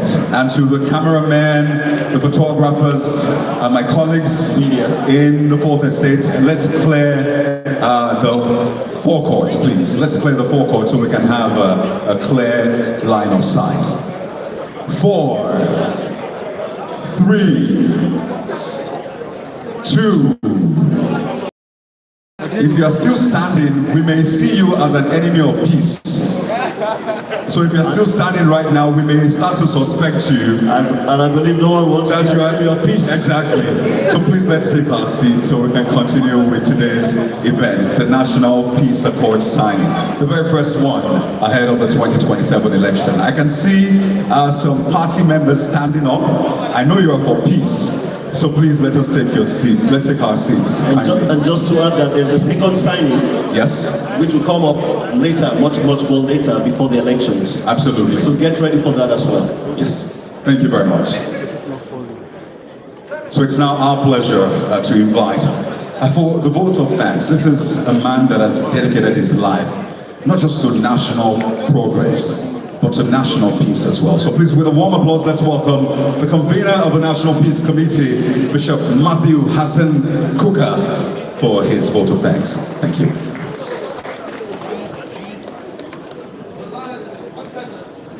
Thank you very much. My remarks will be very brief, in part because what I need to say has already been said. It just remains for me to, on behalf of the chairman of the National Peace Committee and the members of the Peace Committee, to thank you very warmly. One or two things that I think need to be said. I don't know whether the Swiss embassy is still here, but they require very special mention because they knew a thing or two about this peace committee even before we Nigerians thought about it. I was invited to a meeting by the Swiss embassy, the Swiss ambassador then, whose name I no longer remember. And he talked, it seemed that they had already come up with an idea of an initiative of this nature. And we had a conversation, but nothing prepared me for what they had diplomatically been reflecting upon. They had a few names they had already suggested, but very little came out of that conversation. Surprisingly, my name was on the list, and the ambassador, I remember, turned to me and said, look, will you be in a position to assemble all the people we have listed here? We left the meeting, and as I said, very little came out of that. But I still remember, and I think I've told the story, under President Jonathan, there was what was called the Inter-Party Secretariat. I think it was chaired by Senator Benovi. I don't know whether it was a secretariat, but he was the special advisor to the president on inter-party affairs. A very strategic position at that time, which I think is still very much required, because Benovi brought quite a lot of professionalism, pushed the boundaries of dialogue and so on, and insisted that parties needed to be talking together. It was then that the Office for Inter-Party Affairs organized a very big conference that took place here in Abuja. I was invited to that conference. I was unable to, I happened to be in Abuja, but I couldn't make it to the conference. And I didn't know anybody would take notice. But at about 8 p.m. that evening, I received a call from Chiremeka Anyoku. And I thought he was going to scold me because he had chaired the meeting. I thought he was going to scold me for not being at the meeting. I apologized to him. And then he says to me, have you met Kofi Annan. And I said, I haven't met Kofi Annan. No, he said, do you know Kofi Annan? I said, I don't know Kofi Annan, but I know of Kofi Annan by repetition. And he said, well, he's asking after you, I would like to meet you. And I said, well, I didn't think that was possible because I hadn't met the man before. I said, look, Kofi Annan is about to leave for the airport, but he's ready to wait if you are anywhere near the Hilton. And I said, well, I could get to the Hilton in 10 minutes. And I remember getting to the Hilton, and Kofi Annan embraced me quite warmly, and then said to me, look, I've just come from, you know what happened in Kenya? But the elections in Kenya have gone badly wrong. I think about 1,000 or so people have lost their lives. It had never happened in Kenya before. And then, of course, as you know, there was a looming cloud around Nigeria based on two things. The first was that it was alleged that the Americans had predicted that Nigeria was going to fall apart. And then, of course, in 2011, tensions were heightened by the idea that the famous expression of the late President Muhammadu Buhari, blessed memory, who, after losing the election, had made the point that the next election it will be blood for the dog and blood for Biri Jini, Kere Jini, that it was going to be literally a war with no boundaries. That metaphor rang in the ears of so many Nigerians. And so there was quite a lot of understandable anxiety as to what will happen. Long story short, Kofi Annan's call was what led to the setting up the National Peace Committee. Because all the instructions he gave me was to assemble credible Nigerians together to be able to do this. And the list, as you know, is pretty long. A good number of the members of the Peace Committee are, for all kinds of reasons, unable to physically hear. Quite a good number of them on grounds of old age. Some are not well. General Salam is out of the country. He has, I've seen 2 or 3 messages from him, wondering whether all this has ended and ended very well. So he's with us in spirit. But I just want to make the point again that it's not the numbers. The Peace Committee has continued to do extraordinarily good work. That much I can say. We were not set up, to monitor elections and make sure that elections are. We were set up to encourage Nigerians. And I want to just use 2 examples, if you indulge me. Many of us are convinced, and I've had people say to me, are we really doing anything? Do people just sign a card and go home? The governor of Ekiti, I happened to have met him, I think about 2 or 3 weeks ago. And as the chairman of INEC would testify, the elections in Ekiti went very, very well and very smooth. But he said to me, when you people came to Ekiti, and we had to sign, and I had to sign that peace committee, we the members who were in Ekiti remember that even right up to the eve of the signing of the peace accord, there had been a lot of bloodshed. But he said, when I signed, put my signature to that, I decided to take it seriously. So seriously that when we went back to Ekiti before the election, Asave, who made the beautiful presentation, they had made a similar presentation. Elections in Ekiti. Literally, every politician was literally behind the government. So I make this point because a lot of poor people continue to die for issues that politicians have not been able to resolve. The second point is what has happened in Osun. I congratulate the government. But also, I think we can learn a lesson from the way that Governor Adeleke conducted himself. Let me put it that way. I've known him for quite some time. I got his number. I called him not once, not twice. He never answered my phone. I didn't return my phone. But after we signed the peace accord in Osun, from then till Friday, exactly any day, the governor was not on the phone to me, reporting the incidents of violence. And the good news here, and I wanted to take this news to the Inspector General of Police, we had a triangular conversation. Governor Adeleke will call to report this incident, and I will call the Inspector General of Police, who was kind enough to constantly answer my phone. He said, look, they have arrested my secretary to government. I called secretary, I called IG. The next day, the secretary to government was released. He said they have arrested 87 people from Ekiti. They brought them to Abuja. I called the inspector of police. He responded. As he kept making these accusations, I kept passing the information to the inspector general of police. These triangular conversations largely led to the encouragement, because I also kept encouraging the governor, continue, complain, and continue. And I think it is to be, the lesson we learn here is that the crying for help is important. But also we need the institutions of state to be able to respond to those cries. So I really just want to congratulate the people of Ekiti, and also want to congratulate the Inspector General of Police.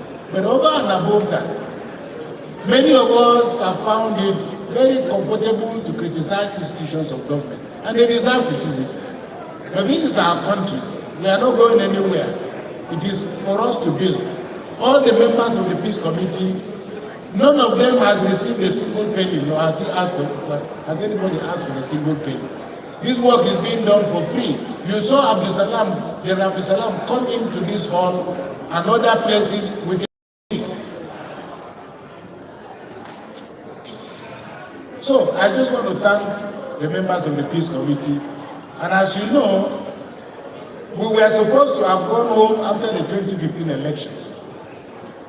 But when we came back, when we met with President Jonathan, I met with President Buhari, I met with the Senate President, I met with the Speaker, I met with the different political parties and the media. Everybody said, no, the Peace Committee cannot go anywhere. But the lesson we learned here is that the President and the member, President Buhari, was so excited that he said the Peace Committee must not go anywhere. And he turned to Babachi, who was the Secretary to Government. He said, please find them office.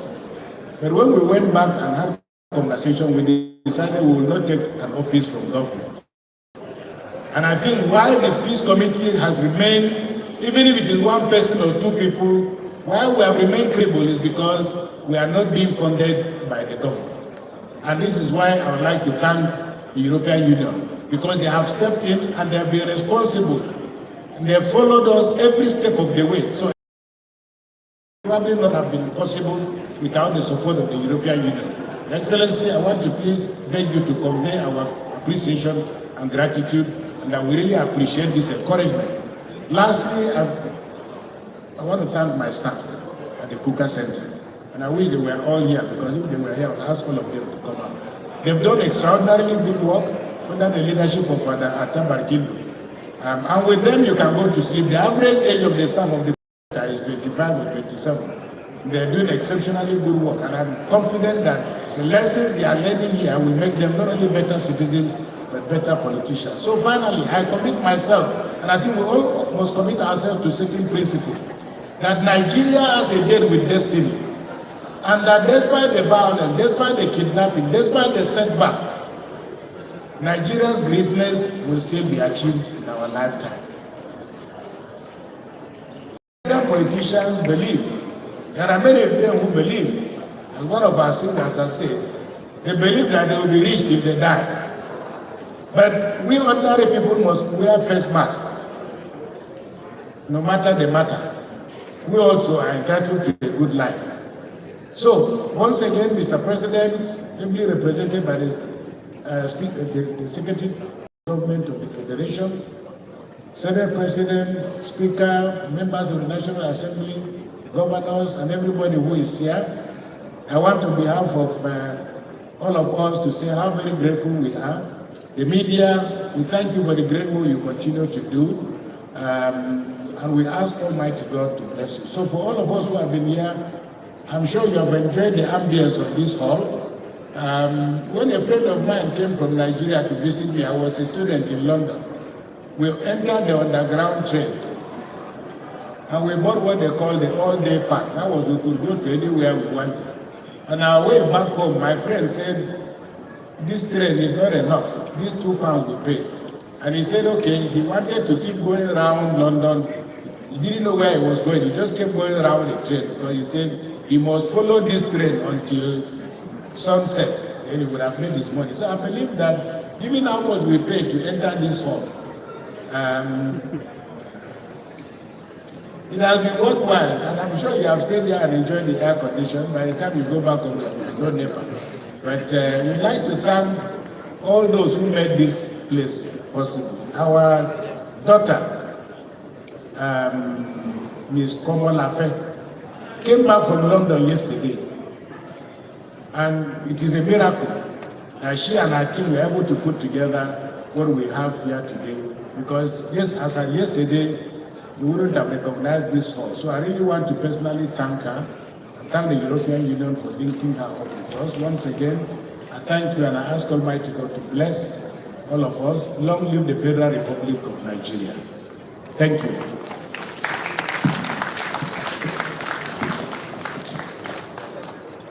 Another round of applause for His Lordship. Thank you so much, my Lord Bishop. Thank you to the National Peace Committee for the sacrifice that we continue to make. And I thought we are supposed to clap for my colleague. My colleagues when the Bishop. Please, let's put us together for the Kukah Center, the staff of the Kukah Center. Thank you. Your Excellencies, distinguished ladies and gentlemen, the time is now for us to say thank you for coming. And for the remarks taken from the office, the Secretary to the Government of the Federation, we're talking about the remarks by the President, His Excellency Bola Ahmed Tinubu, GCFR, the President and Commander-in-Chief of the Armed Forces of the Federal Republic of Nigeria. Please, let's make welcome Senator George Akume, CON, the Secretary to the Government of the Federation. A round of applause, please. Thank you so much.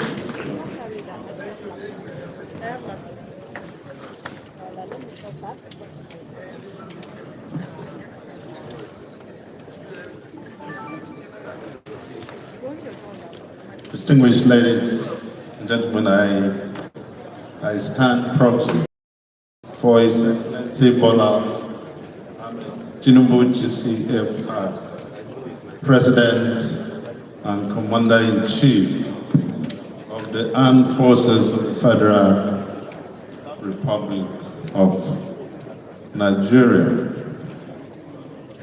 For exigency of office is not here with us. Permit me to read his statement to you this evening. His Excellency Abdulsalami Abubakar, GCFR, former head of state, chairman MPC, ably represented by General Agwai, former chief of defense staff. The President of the Senate, ably represented by the Deputy President of the Senate, His Excellency Senator Barrow, the Speaker, Dr. Tajuddin Abbas, ably represented. The Inspector General of Police, ably represented by the DIG Operations. The convener, His Lordship Bishop Hassan Kukah. The Chairman, INEC, Professor Anupiton, SAN, Chairman of political parties here present, presidential candidates, members of the diplomatic corps, party elders, gentlemen of the press, ladies and gentlemen. It is my pleasure to be here today to take part in this significant event, which precedes the start of the political campaign ahead of the January and February 2027 general elections. I thank members of the National Peace Committee, NPC, especially former head of state, General Abdulsalami Abubakar, the Sultan of Sokoto, and Bishop Matthew Hassan Kukah for convening this important occasion.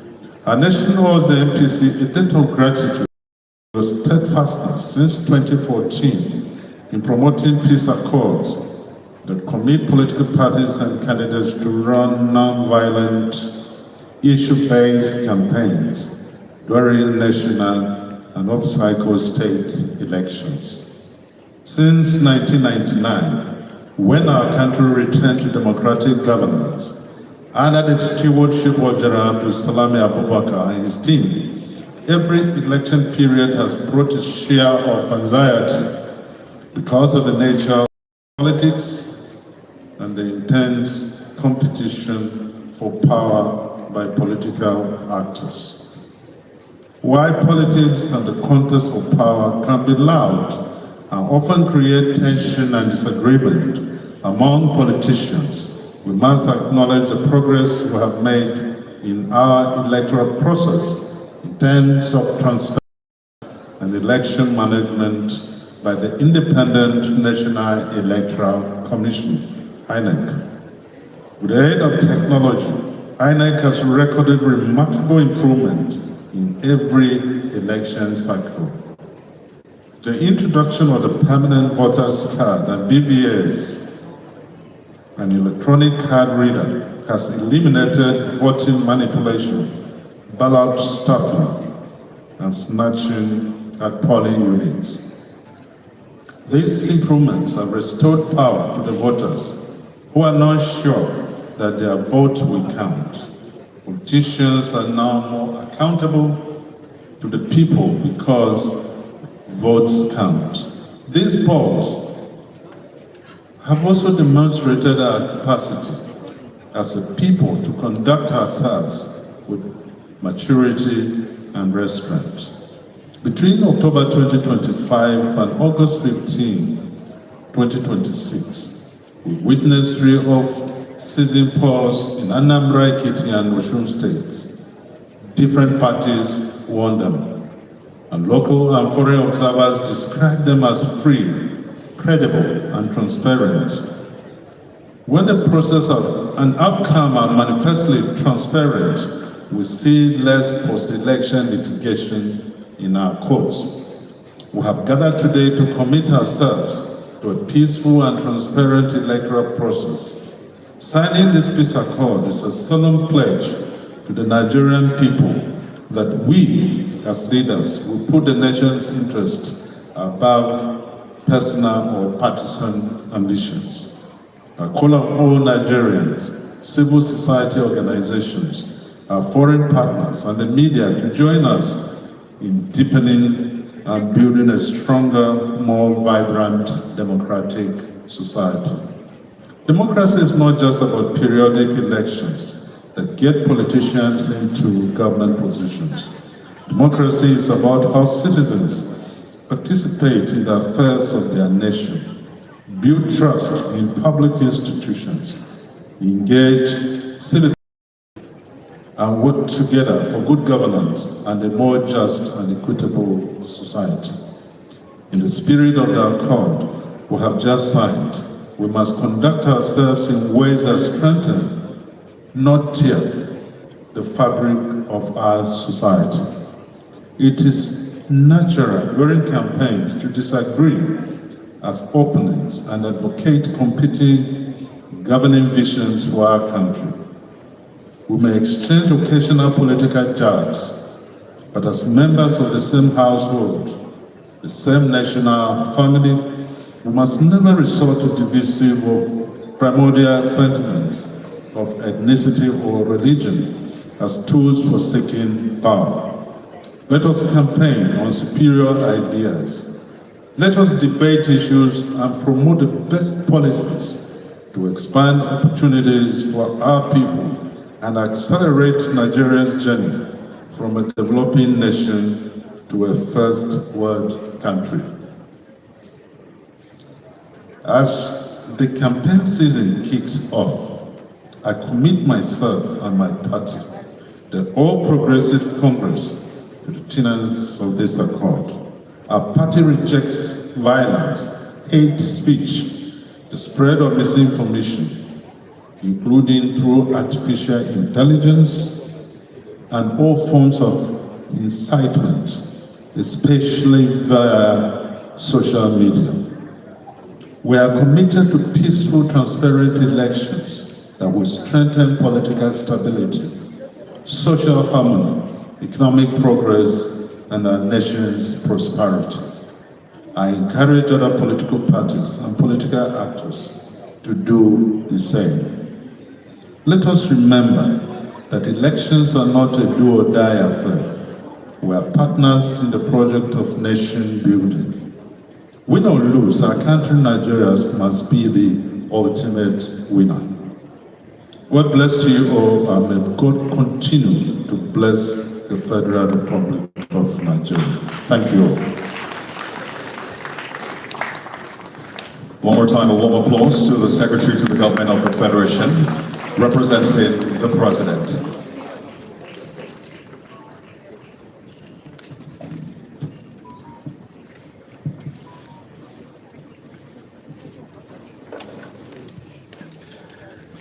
Shall we please rise for the national anthem? At the count of 3. 1, 2, 3. Nigeria, we hail thee, our own dear native land, who climate of medieval, in brotherhood we stand. Nigerians own and proud to serve our sovereign motherland. Your Excellencies, distinguished guests, ladies and gentlemen, this concludes the first signing of the National Peace Accord by all political parties and the candidates contesting the 2027 general elections. Thank you very much for attending this event, and we look forward to GTV Africa. Thank you so much for the time and even the data used to watch this. I want to say very grateful from GTV Africa. This is the point to come to the end until we see you again and meet you again. Bye for now. My name is Bemiga Olamiko. Both physically and virtually. We'd like to say, let one message travel with you. Different parties, yes. Different candidates, yes. Different ideas, yes. But one Nigeria. Goodbye, and God bless you. Federal Republic of Nigeria. Amen. Thank you so much.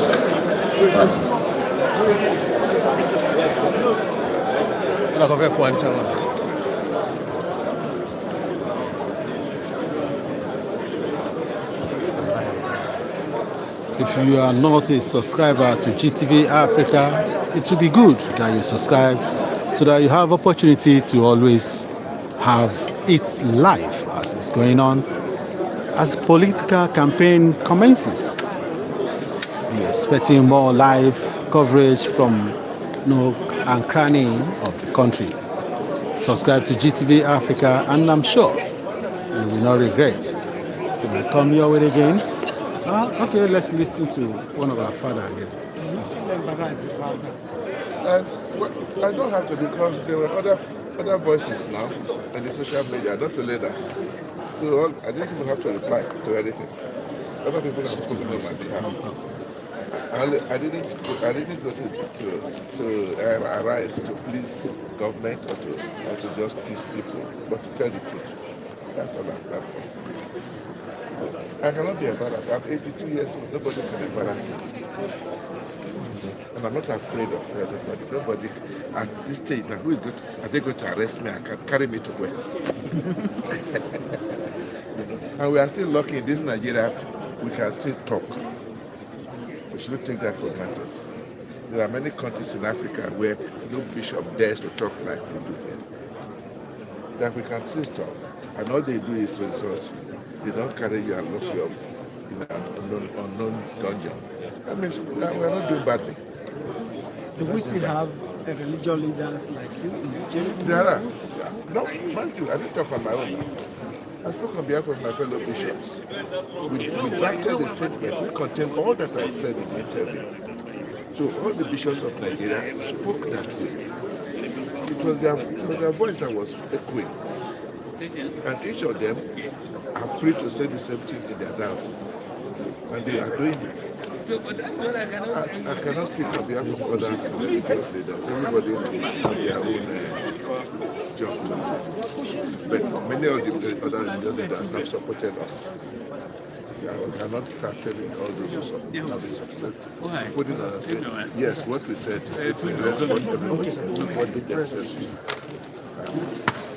Non-Catholic leaders, Muslim leaders. When it comes to what is happening to Nigeria, poverty is something. We are all the same. That is it. Thank you for your time. Tunde. General. Do you know who I'm under? You have good enough interview. Me, I'm not a military officer. Thank you very much. Well, you have seen and follow up exactly what transpired in the house.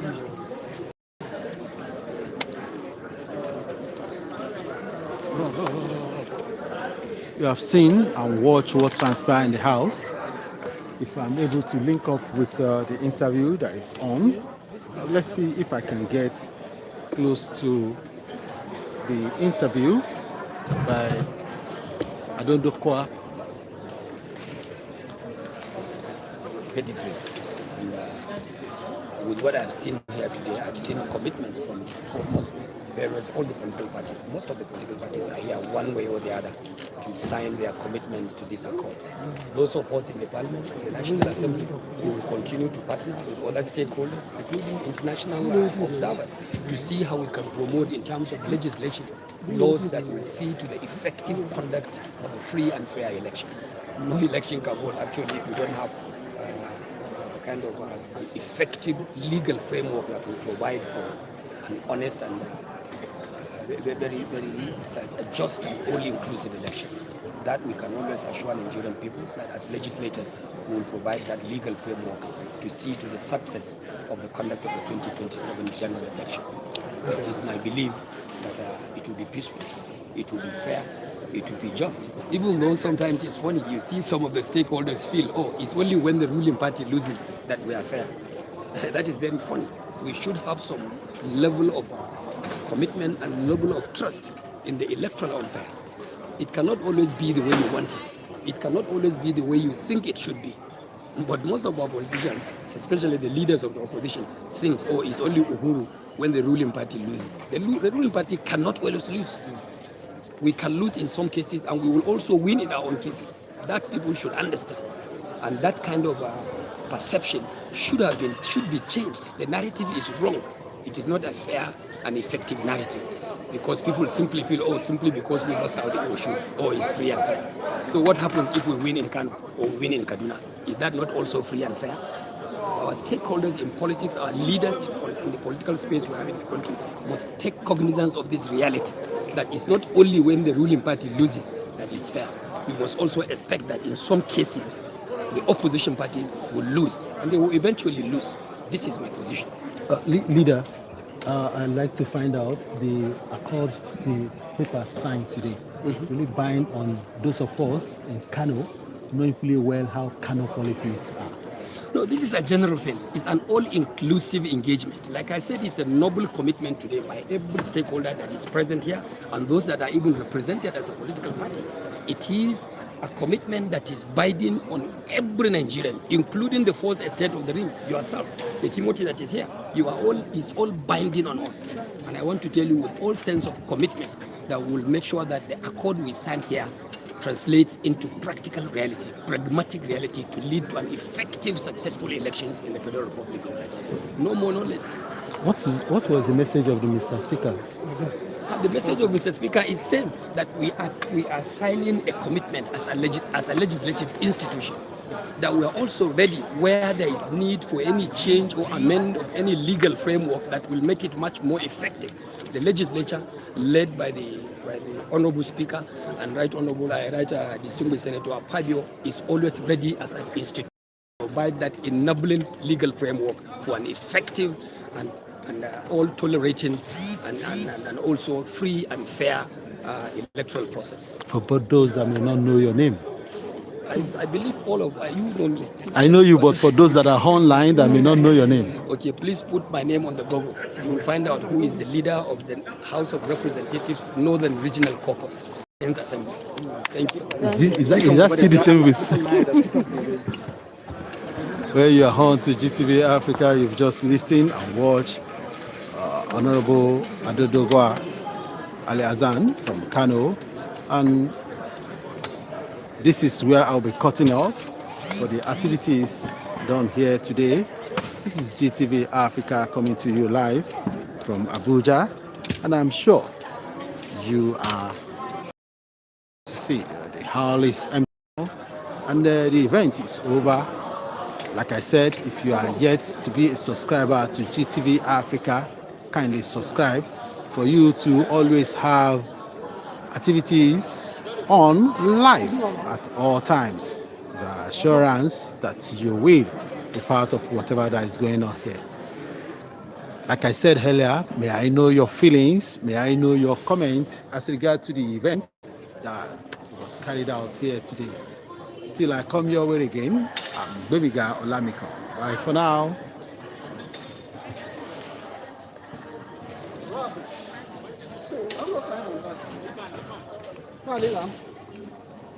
Thank you.